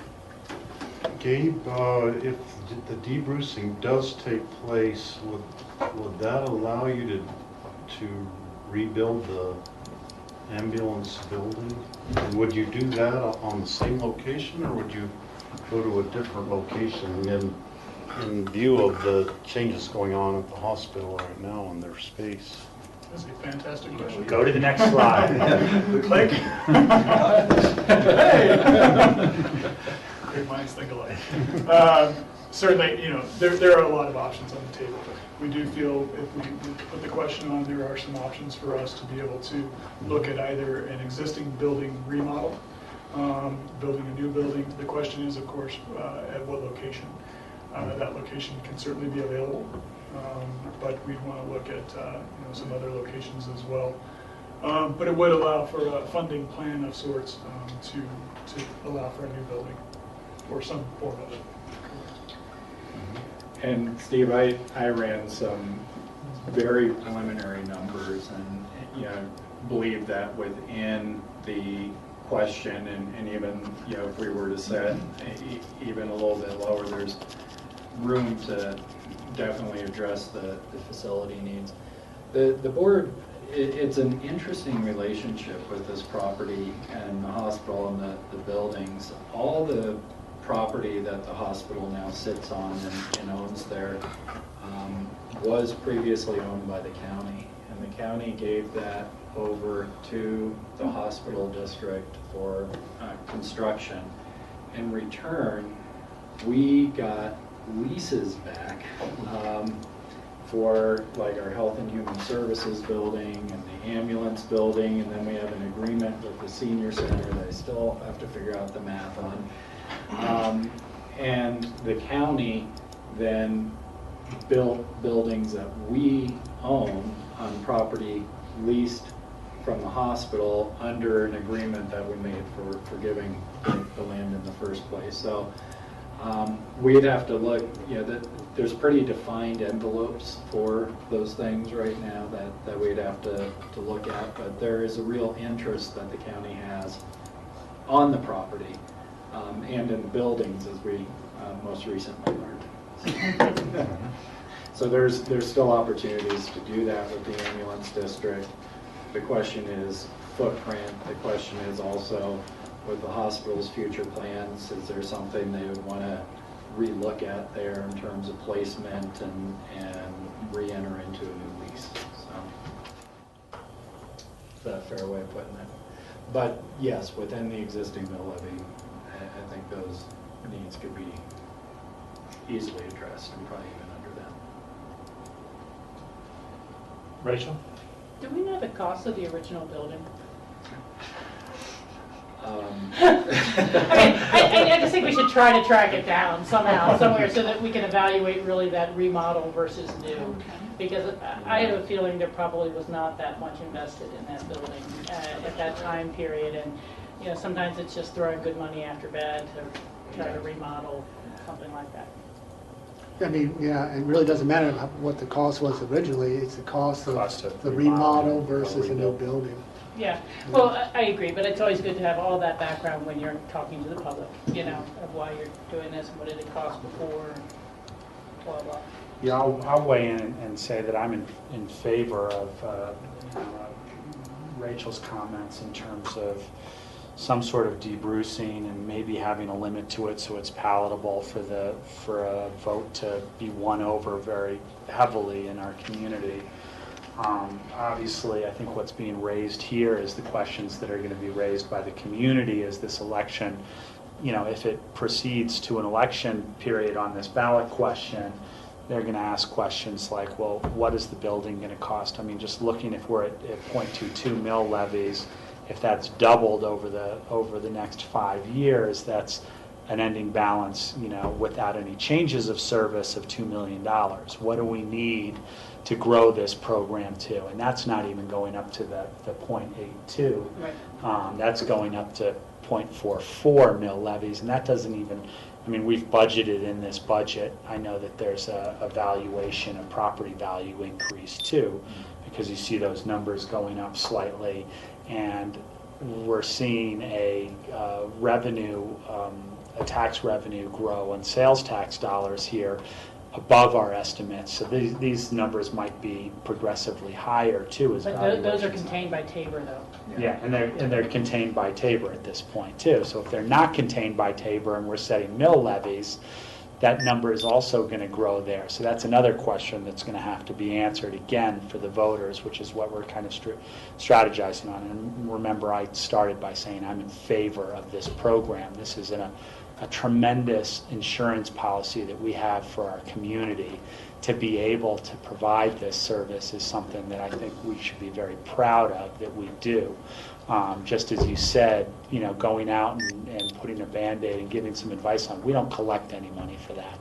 And that's a needed service in our community that's very active and you know, has bike falls or ski injuries or those sorts of things.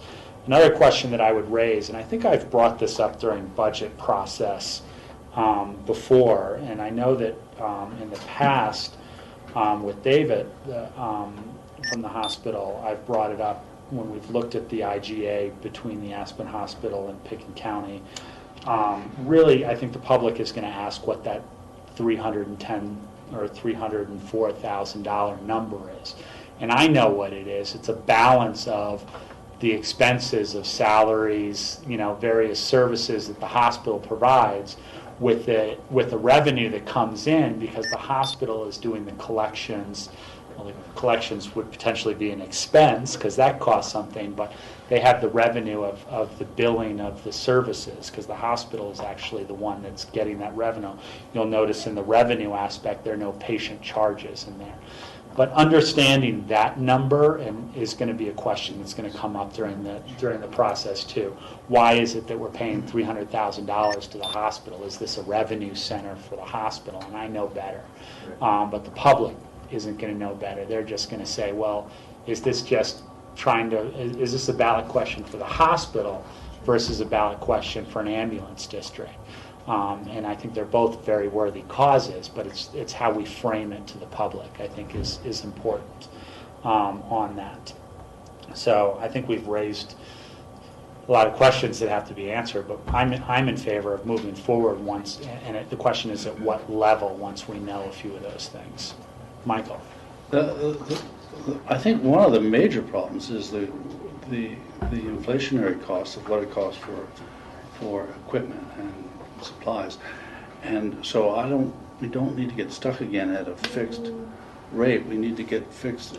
Need to put a rate in that accounts for, say, a 10-year or 15-year rate because it's much higher than any other rates of inflation around here, or rates of growth even. So So I need to see the figures.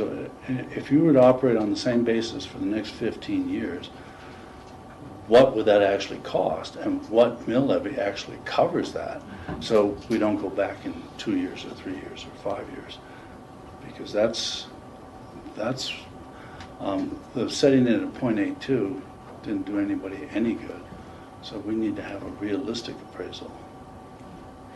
Rachel? I agree with Michael, and that's where I think that some kind of revenue projections, you can't entirely tell the future, but there would or should be a way to say, okay, if we do a 10-year bond on the building, or, you know, and then that part of the debt goes away, and then the additional is now, you know, more of the cash flow for the equipment replacement, but something along those lines, you know, would give us some general pro formas and projections going forward. You know, I think that the belt tightening that you guys have done is remarkable and is important, and it's so hard often to get agencies to look at trimming back, but that's what you've done, and without a decrease in the service and to the community. And, you know, just for whether it's the press or the grassroots audience, we've been made aware that this issue was coming since one of the first budget meetings I was in 7 years ago with Hillary. You know, that this situation is not going to be able to last with this tight funding that does not increase to the rate of equipment replacement or the health insurance for the employees or anything like that. So it's not new to us, and I'm glad you're bringing it to a head at this time. Yeah, I think that's the gist that I think Michael and Rachel just kind of framed up, is that if this Tabor is allowing this to increase at 2%, 3% a year, and our cost of equipment, which is the big chunk of the cost within this budget, if our cost is increasing at 10, 15% per year, there comes a point where it's no longer sustainable. The question with the 15-year outlook on that and having some flexibility in the control of that mill levy by the ambulance board, by us, it really goes back to the question of getting a ballot question passed, which is how much trust do you have in us for how long? Because the response, and I'm just anticipating some of the response, is going to be, well, if you need more money 5 years from now, let's have another ballot question then. And I know that's tough, but that's going to be some of the more conservative voters out there, and you know, that's, so how much trust for how long in terms of being able to raise that? Because we know that the Tabor, you know, the increase if we set a limit to it, is only going to increase by that certain amount every year, and again those lines are going to cross again where it's no longer sustainable. But the voters' response by some of them out there is going to be, well, then come to us again. Yeah, well, that's where polling really helps. Yeah. But beyond that, you know, we also know we have a growing senior population in that demographic. I think this fits quite nicely in terms of the services we'd like to offer with the initiative that we just heard about with the Senior Summit a week ago. Absolutely. 2 weeks ago. The ambulance district, is that similar to the school district or the library district? In terms of the boundaries? Yes. No. Okay. Our district boundaries really don't mimic any other boundaries in the county. We do have, even different from the hospital as well, our boundaries go up to the summit of Independence Pass, for example, out to Laredo, down to Snowmass Canyon, but stopping at Brush Creek to go up to Snowmass. So it is a very different boundary. Different boundary, but in terms of population and registered voters, obviously top of Independence Pass, you haven't got registered voters. Exactly. So You're using redstone, basalt, but you're capturing the majority. Aspen, of the Snowmass. Yeah. Well, not You're gonna Snowmass. have- Not Snowmass. So, They're in Not- Wildcat District. Right. oh, okay. But you're still capturing a majority, but it's going to be a different demographic, you know, than a countywide election. Yeah. I asked that because it may be easier to do some quick polling with a smaller percentage, knowing that where the population base is, to get a good feeling. And polling does, the other part of polling I always say is a great opportunity to inform the public in terms of why there is a need, and be able to provide this information to the public so they understand that this is a service that is critical. It's a life or death service, and to go without that, one or a loved one may see some tragic results because of it. So it's important to be able to not only maintain this service, but be able to address future needs, such as a growing senior population that we know we all have.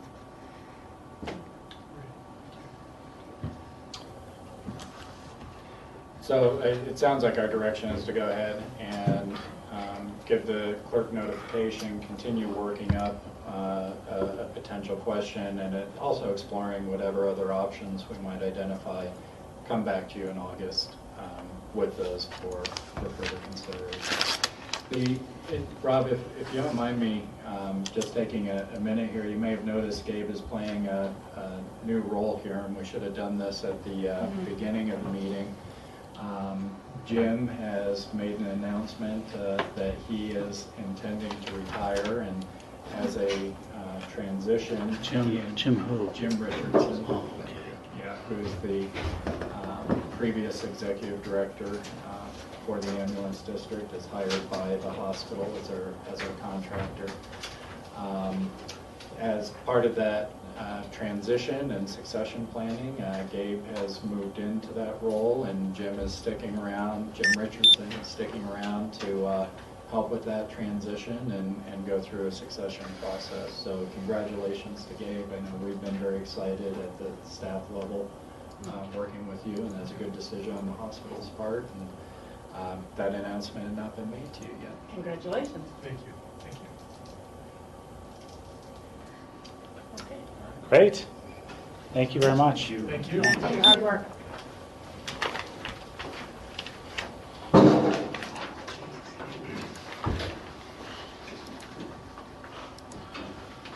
We're a little bit ahead schedule, but I see Kathy Chandler in the back there. Want to pop up and keep moving here? I'm going to take 2 minutes, Rob, but don't. Yeah. I don't know if you have to get a PowerPoint. Jody's going to limp up as well. Were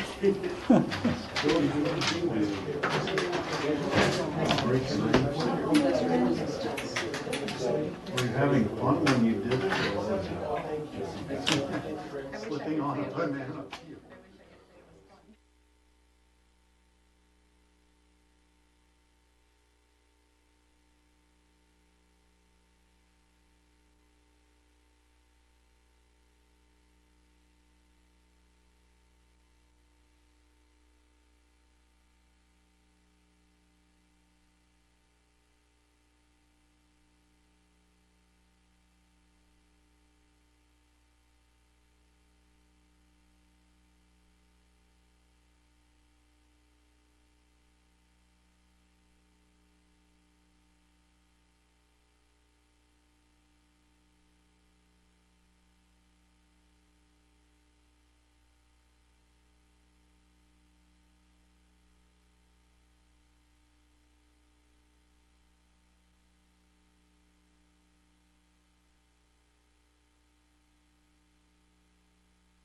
Going on with the library renovation. Okay, I'm Kathy Chandler, Pickens County Librarian. This is Jody Smith, County Facilities Superintendent, and we are here to update you on our update.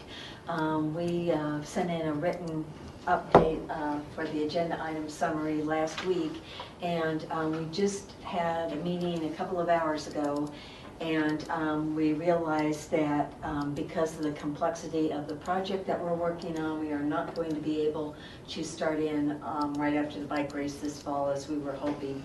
We're going to have to delay it until probably the middle of March. And as I said, we just had a group powwow with the architect and the contractor, and decided that the architects just could not make up the 10 weeks that had been anticipated that it took to work on the easement agreement with the city back around December. It was just kind of too much time to try and make up to get this going. So anyway, we're disappointed, but it is what it is, and I think that it's probably better to take the extra time and make sure that we don't make any errors in the plans because we're joining the parking garage with the library building. And it's a lot of, we hope, not moving parts when this happens. So anyway, that's kind of the news bulletin, but we're also here to talk about several other things too. One of the things is repair of the flat roof of the library, and Jody, you might want to update them on that. Let me ask first how that change coordinates with the city's work that's being done, and are there complications there? Are they backing their construction plans up at this point too, or? Well, because we just found out about an hour and a half ago, we immediately sent emissaries off in 2 directions to talk to the city to let them know right away. We had just learned from the city about 2 weeks ago that they were not going to work on the alley this fall. And so I'm not really sure, maybe you have an update about when they intend to start work on the alley. We had been really enthused, and because we thought we can get in and get our work done and be out of the way for the city to come in and do those alley improvements, because it's an awfully small space to be working on all of these huge projects in.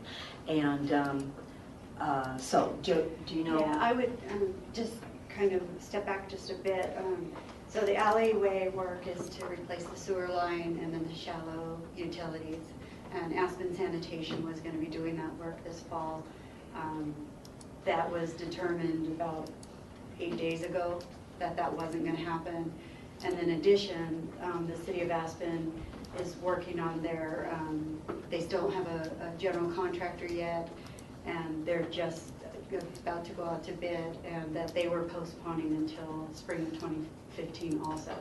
So to answer your question, there is going to be coordination and working with them, which is what we have been working on all along, because we all thought we were going to be doing something in the area this fall. And so it looks like we're going to do nothing but the roof this fall, and then we'll continue to work on the construction agreements, the operational agreements with the city, what the coordination and schedule is. It sounds like I talked to John Latch yesterday, and it sounded like they were going to get their contractor on board and then start working on their scheduling. And they thought that they would peel back and do the garage first and then do the alleyway, but you wanted to work all those schedules out with the general contractor once they got them on board. So we don't have any feedback at this point from them on our new news that we're going to be in there. And we're looking at an April 15, or excuse me, March 15th of breaking ground, taking that 3 months and getting out of the way of the alley, and that will include putting the steel infrastructure in and the garage so that we can be out of that way of the city and the parking for when the big project, for when the events happen this summer, or in that summer. So. So two questions. One, the March 15th date, you're still sort of in the height of ski season. Parking garage still may be utilized quite a bit, I don't know. So you may have to look at that date. And the other question is, how does that impact the budget now? The contractor said he thought that it probably was going to be a wash between trying to go this fall and working with winter conditions and waiting until March. So the way this project will roll out is they'll begin by going into the parking garage and moving utilities out of the way. So all the lighting, the fire sprinkling systems, that all needs to be gotten out of the way of them coming in and demolishing the double T's that are in the roof of the parking garage over on the south side of the parking garage that will make way for a lowering of the roof by about 4 feet, so that when we build the addition to the library, that will be, half of it will be the children's room that we're trying to all keep on one level. And so that moving of the utilities is not that impactful on the parking garage. That work, I would assume, can be done with just taking out about 1/3 of the top floor of the parking spaces. When there'll be more need for space in the parking garage is when they start to demolish the double T's and to lay in the steel beams. At that point, I think they're probably going to want to have 2 levels, 1/3 of the parking garage going down for 2 levels emptied out, just to make sure that there aren't any accidents. You know, if something got dropped that you wouldn't want to have land on your head, then you would. And really, we were going to be doing that in September, October, November. So again, I think it's just working with the parking department to make sure that we're not impacting them, or we have to pay for those spaces. And I think that would be a cost impact to the project, that we'd have to reimburse the city for those lost spaces. So when, you know, it really becomes a very active construction site, I think it will be the off-season. You know, you'll be then into the middle of April, because I think it's about a month's worth of utility work, is my understanding. And the hope is to get in and get out again before the summer activities begin with food and wine. So, and with the construction schedule that they had, I think that this will work. So it sounds like, just as you noted earlier, that it should not impact the city's construction schedule at all by the library's delay. Well, we don't really know. We don't know exactly when they were hoping to regroup and come at it again, because we had just heard, as Jody said, about 2 weeks ago that they weren't going to go this fall. So this has been just a lot of working together and everybody trying to cooperate, and I think, you know, things have been going pretty well as far as working and together with the city. And there are some big documents that need to be agreed to, first written. One is a construction agreement, and then the other is the operations agreement for after this new construction is done, like about the snow melt. And so there's still a lot of coordination to be done with the city. Steve? When you're doing the repair to the existing roof, what sort of disruption will that be to the vicinity of the alley and the plaza and that sort of thing? It's going to be very disruptive. We will have a crane in the alleyway for at least a month. Was it a month or 2 months? It was, yeah. Jody, let me interrupt. Are you talking Just about for the roof. repairing the flat roof? Oh, for the Yeah, roof. repairing the Yeah. flat roof. Oh, I thought you meant the whole No, project. no, not the whole. I know it's going to be very disruptive. I'm thinking plaza roof. No, just the flat roof. There won't be much disruption. I think they did quite a bit of the work a year ago. They took off all of the rocks that hold down the ballast on the roof and threw that out over the side. And I think it took, they had like 2 vehicles parked next to the library with a chute to take that material out of the area. And I think that probably when they work on replacing the roof, it'll be sort of a similar situation where there's some vehicles parked in the alley, but people will be able to go back and forth. Mhm. And can I introduce John Wilkinson, President of the Library Board, who we got going a little bit early, John. And it won't be disruptive inside the library, all the roof repairs. It will probably be Maybe a little noisy. noise or something. The board approved the funding for that roof replacement 4 years ago. And we've known that this project was going to happen, and we've been trying to manage and hold on as long as we can. And we took, like she said, they took the ballast off, so we just have this rubber membrane up there right now that's just stretched to the maximum. We cannot repair it. There's no adhesive that will stick to it. and it just is crumbling. So we're at critical mass. We had several leaks last year, and they continue to leak now, so we have to do it. And part of that is that the contractor is committed to protecting that new roof as we build the new infrastructure and put other things on that roof, like a new chiller or whatever ends up in the design. Okay, sorry we interrupted there. Do you want to go through any of the other stuff that's on here? Well, we've already mentioned about the need to work through some agreements with the city of Aspen, and this delay will give us more time to get that paperwork in place.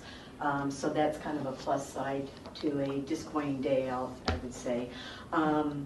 The way that we have been approaching this project is a little bit piecemeal. We've had help with the city, an agreement to try to get our building permits through the system in a way that we can start the construction here in the fall. And in doing that, we've broken the project up into several smaller bites. So the first building application was just to go in and ask for the permission to do the changes to the roof of the parking garage that are necessary. And then the plan had been to then come in with the next set of plans that would have been the addition, and then finally to come in again with the renovation plans for the inside of the library. And so that work will continue. It's just that they could not get the addition plans together fast enough. So now we're looking at sometime in November to get those submitted to the building department. And we, as you know, we had asked in 2 ballot questions back in 2012 for the funding for this project, and we were denied those ballot questions. So we have now engaged the services of Judy Clausen, who is working with the library board on fundraising, and we know that we have the money in place to do the first part of the project, which is the addition, and are hopeful for having full funding to do all of the renovation. And that's another reason that we broke it into segments, is that it's kind of a rolling schedule there. So that, I guess, John, do you want to add any? Okay. Kathy, on the funding, it was interesting because Aspen Valley Hospital, I just heard, got a very generous contribution, and they're naming a wing after that contributor. So will that be an opportunity for someone who would be a large funder to have children's room or another room named after them?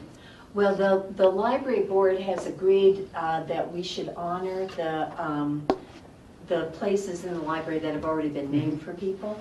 And so the children's room was named in honor of Evelyn R. Flug when the library was built. At that time, we had a fundraising campaign and had what were called named gift opportunities.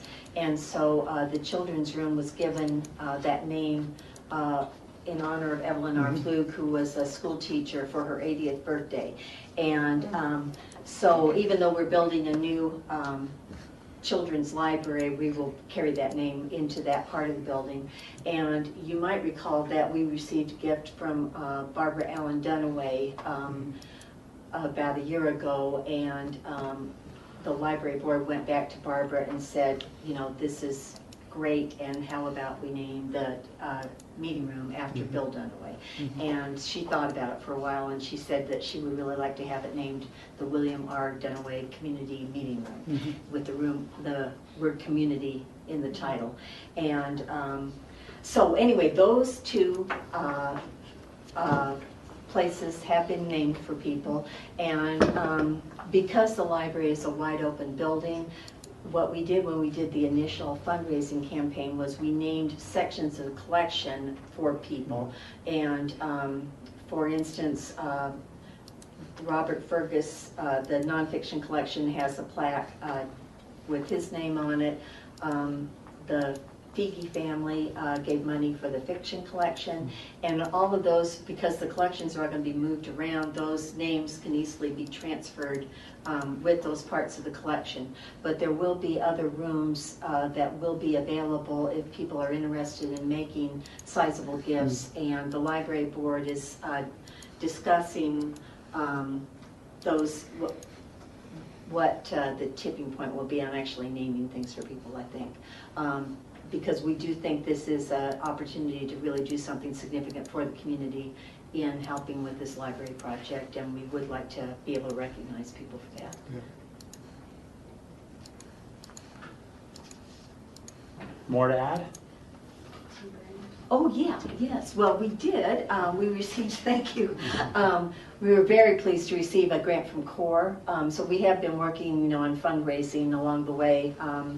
And we received a grant of $145,000 from CORE. I think we have it on our, I think I think they've recommended they've a grant. recommended I a don't know grant. if it's gotten it yet. We have it I on our did not- agenda tomorrow. Oh, well, So.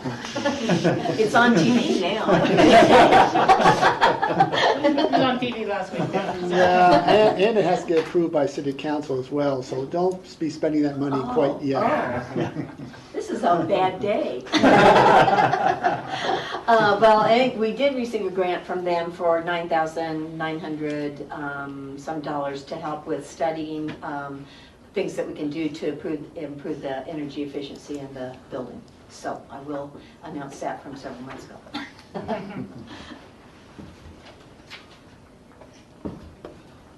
Any other questions, thoughts? Rachel? Yeah, thanks. I guess the only thing I'm wondering is, can the county, as the county, offer you greater assistance in these contract negotiations and working agreements with the city? I understand it's a very complex project, and obviously, Jody, we have you as our facilities manager assisting, but is there additional backup that you need? We've been getting great help from the county, from John and Phyllis and Jody especially. And John Ely has been helping, and so I think things have been going pretty smoothly, really, when you consider how unusual it is to have these different governmental entities working this closely together on a building project. And so thanks for the offer, and we will keep it in mind, but your staff has been doing wonderful things for us. Okay, thank you. Glad to hear that. Great, thank you very much. Sure. Thanks. I did just email Dale, he can come down with the back of the grant. Okay. Supplemental budget issue. But we're a little bit ahead. Do we have any open discussion that we can discuss? Yeah. Did Jody make it out already? She did. You want to Sure, grab it? grab- Can we grab Jody? Can't move too fast. I know. She hobbled out here pretty quickly. Is anybody recording the World Cup soccer game? No. Do you want to know the score in the first half? Sure. You want to tell them? Germany's ahead 5.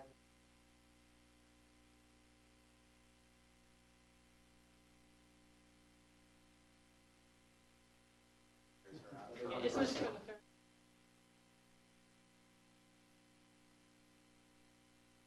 Jody, I was just going to do an update on Elephant Mountain. Oh, perfect. So I thought we'd grab you. Okay, Um, that's something I know about. You got out of here pretty quickly.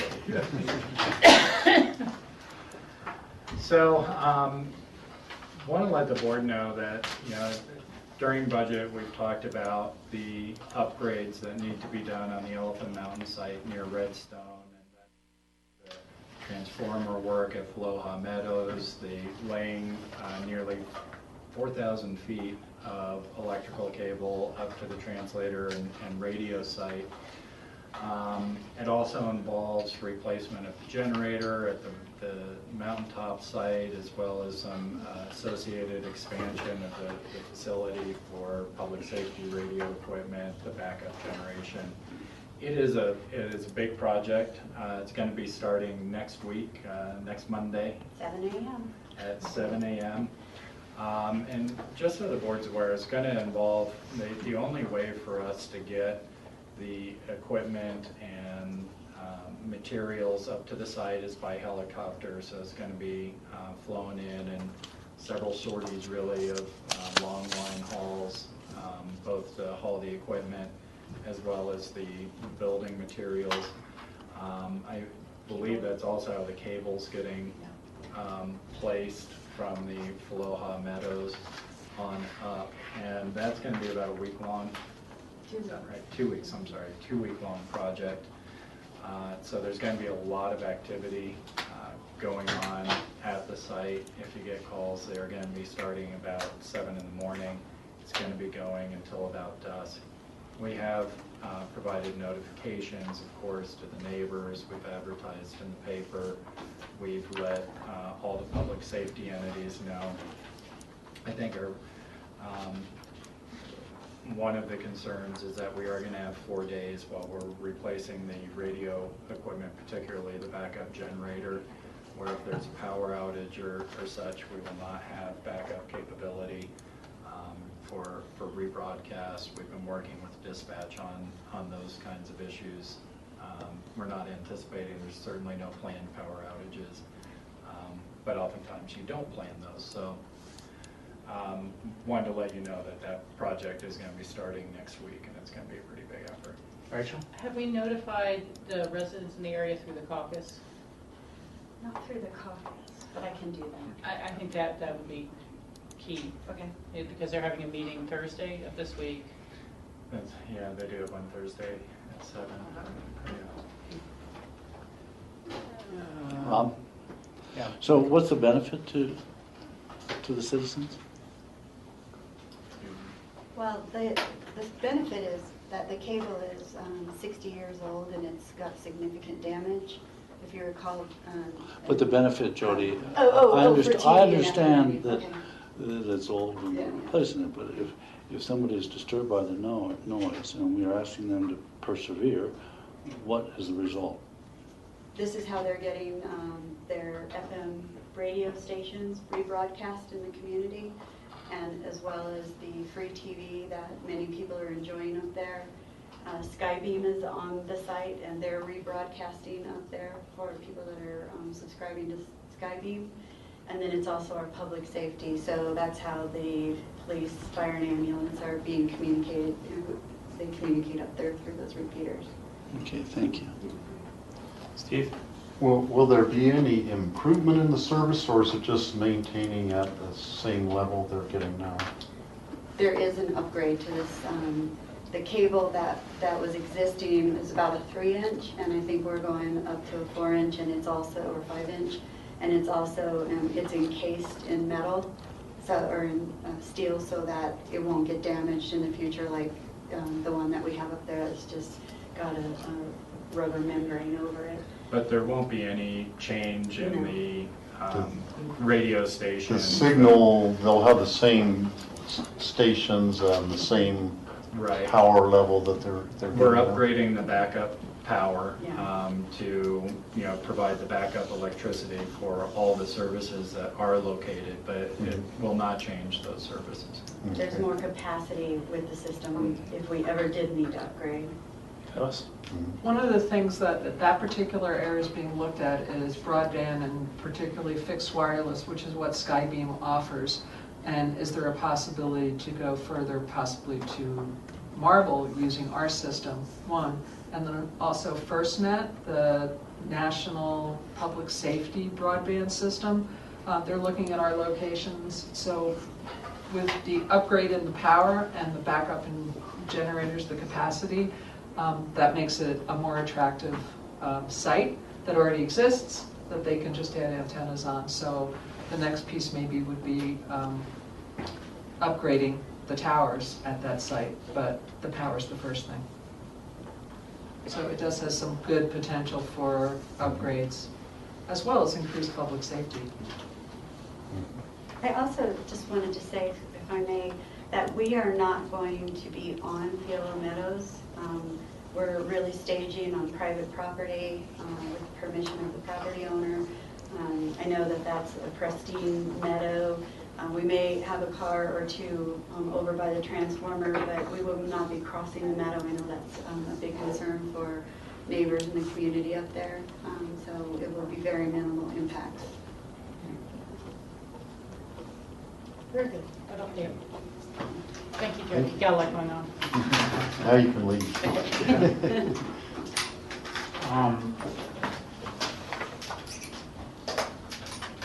Would the board be okay with moving, I see Charlotte and Lisa here, moving on to the proposed changes to the citizen boards? We can take a break after that before MOIs. Basically moving our break back 15 minutes. Yeah, hey, we might be able to go right through that break and get out early. So let's keep going. Let's do it. Charlotte, Lisa.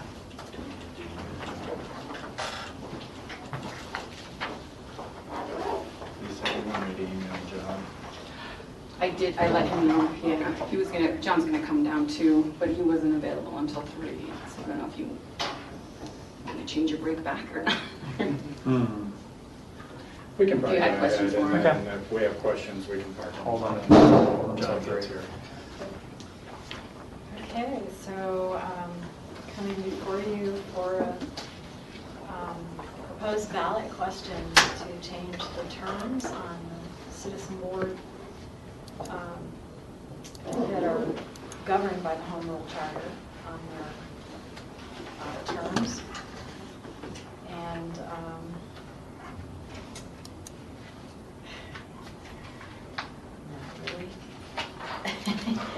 not really sure where to go from here. If you have any questions on what we've presented, this is mainly to not only help citizens, streamline the process for citizens as well as staff, because every 2 years you are doing a renewal. I have people constantly saying, "Oh, thought I just renewed." It doesn't give them a chance to really, get established on a board and find out what's going on with the board. And you ask them for a kind of renewal application to answer a few questions. And it's kind of hard for them, especially those who assume terms, to give you good feedback on that.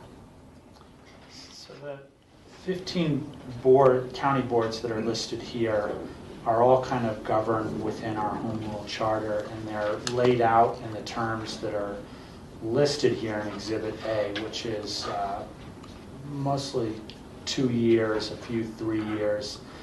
The proposal is to change them to 5-year terms, 4-year terms, except for, would we leave open space and trails the way it is?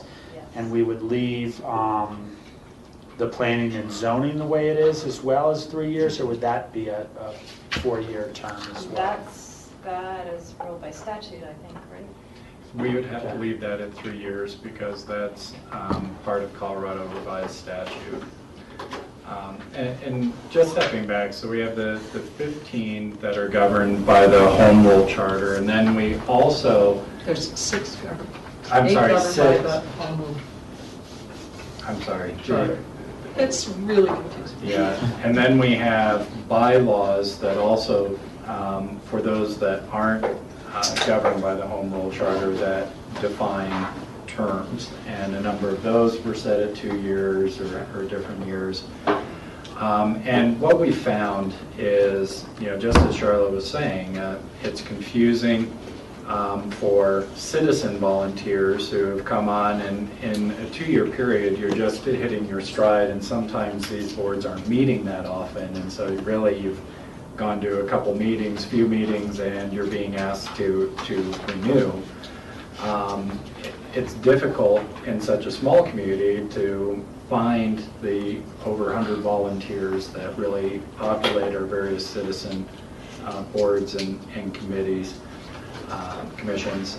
And so we felt that both in terms of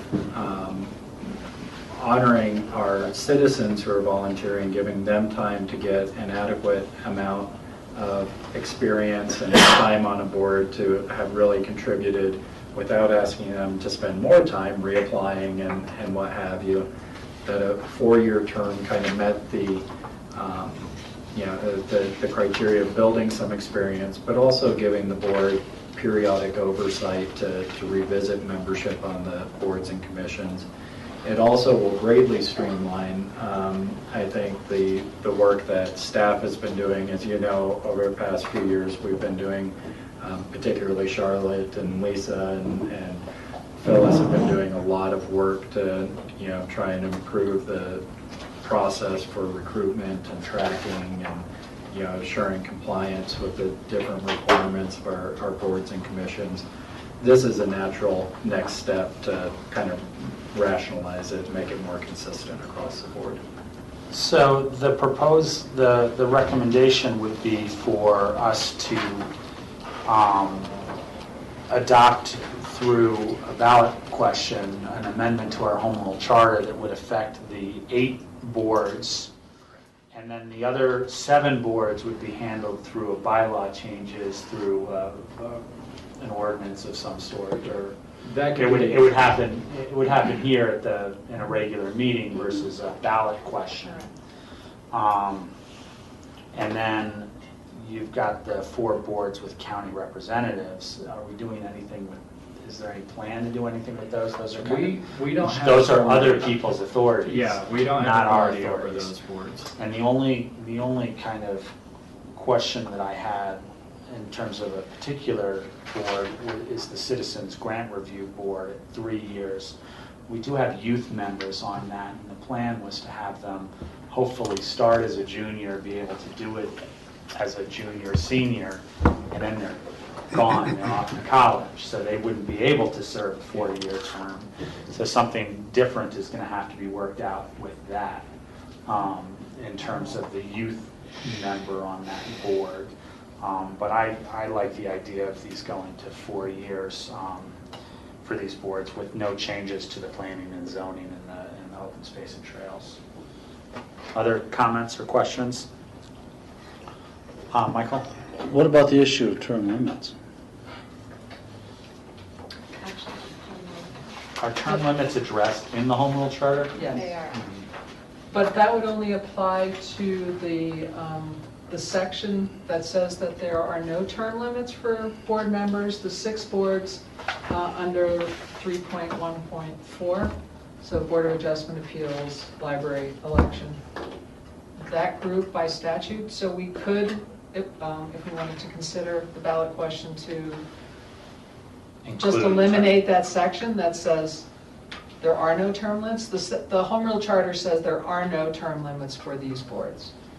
If we just take that out, the Board of County Commissioners could set term limits as you see fit. Like the Senior Services Council that likes to have, when we talk to Marty, she would be okay with someone having a 4-year term and then rotating off, same kind of. Yeah, I don't think there's any need for it to be in the home rule charter.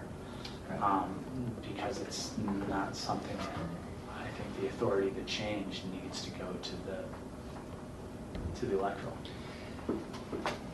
Rachel? Yeah, I agree with the general concept of equalizing as many of these across the board as we can do, whether it's through action at the table or through a ballot measure. I think it's going to be really important to word that ballot measure in a very self-explanatory manner, because there's no TABOR, there's no financial implications, so there's no blue book, there's no pro-con statements, anything like that. And so it has just got to be a readable and kind of self-explanatory question. I personally don't favor imposing or creating term limits on our boards. I think that when we have a reapplication process, the sitting BOCC makes a decision whether to put someone back on the board or not. And I've just seen term limits play out across the state and other places where I'm like, boy, why are we losing Gail Schwartz? Well, because there's a term limit, and that's it. It's just fairly arbitrary, although she's been a great representative for us. And I think that rather than rather than saying, oh, people have to mandatorily get off, and we hopefully find someone else who contributes at the same level or lives in the right district or anything like that. I just don't have a real raging support or happiness for the idea of term limits myself. Steve? In terms of the Senior Services Council, it currently has 2 term limits, so a person could serve 4 years. And I don't know how it's exactly worded, but if the terms were 4 years, would have to be determined if they could serve 2 4-year terms, which would mean 8 years, or is it going to be 1 4-year term or no term limits whatsoever and for that one board? That board's governed by the bylaws, so I'm sure when they figure that out, they'll outline what's best on the Senior Services Council. And also, it probably applies to all of them to try to stagger when the expiration, and so there's going to have to be some shuffling around of that to make it so it's like equal. Every 2 years, half the members would be up for renewal, kind of. Well, at this point now, half their term ends in 1 year and half ends the next year, so we could easily work that staggering in. It would only take a 2-year period from when their current terms end and just start it at that point. Mm-hmm. The 3-year one might be take a little bit more Planning. thought and planning. George has hand up. George? Maybe Lisa, maybe you can answer this one. John Ely suggested that the conflict committee pool be revised, but I couldn't tell what changes he was recommending. Oh, there's John Ely right there. Right on He the snuck in. I didn't see any red lines or anything, so Well, I wish I did know. didn't want to say anything that was heretical or anything like that, but I mean, the board was formed in 1998 and has never met. It was in reaction to a number of things that were going on at the time. So the Home Rule Charter Task Force thought, well, let's do a conflict of interest committee so we can allow for a steady progression of applications through a process and have a charge of bias or conflict or something like that resolved quickly. And but there was some personality changes, I guess, and since 1998, the impetus that gave rise to the conflict committee kind of dissipated. Since then, we've tried to keep the committee together, but it has never, even since the beginning, complied with the charter requirement that at least 9 people be on the board, I don't believe. I mean, it's difficult to keep people on it when it's not functioning. So we've tried to keep attorneys and other folks who have been associated with government process on the board, figuring that would be the best way for, if they need to do something and need to do it quickly, they would have the best ability to do so. But the reality of it is that it was more of it was a reaction to something that was going on at the time, and it just the need has dissipated. And it's problematic to be in violation of the charter by not having a full complement of folks who are on this thing as required. I mean, unlike all the other charter enumerated boards, this one has a specific, you shall, you live like that, it's an imperative. So,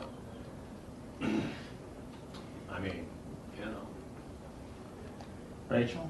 So, I'm sorry. So, John, are you recommending that this committee goes away? And if so, that would have to go as part of the ballot as well? It was established in the charter, so it has to go before the electorate for any changes whatsoever, that's for sure.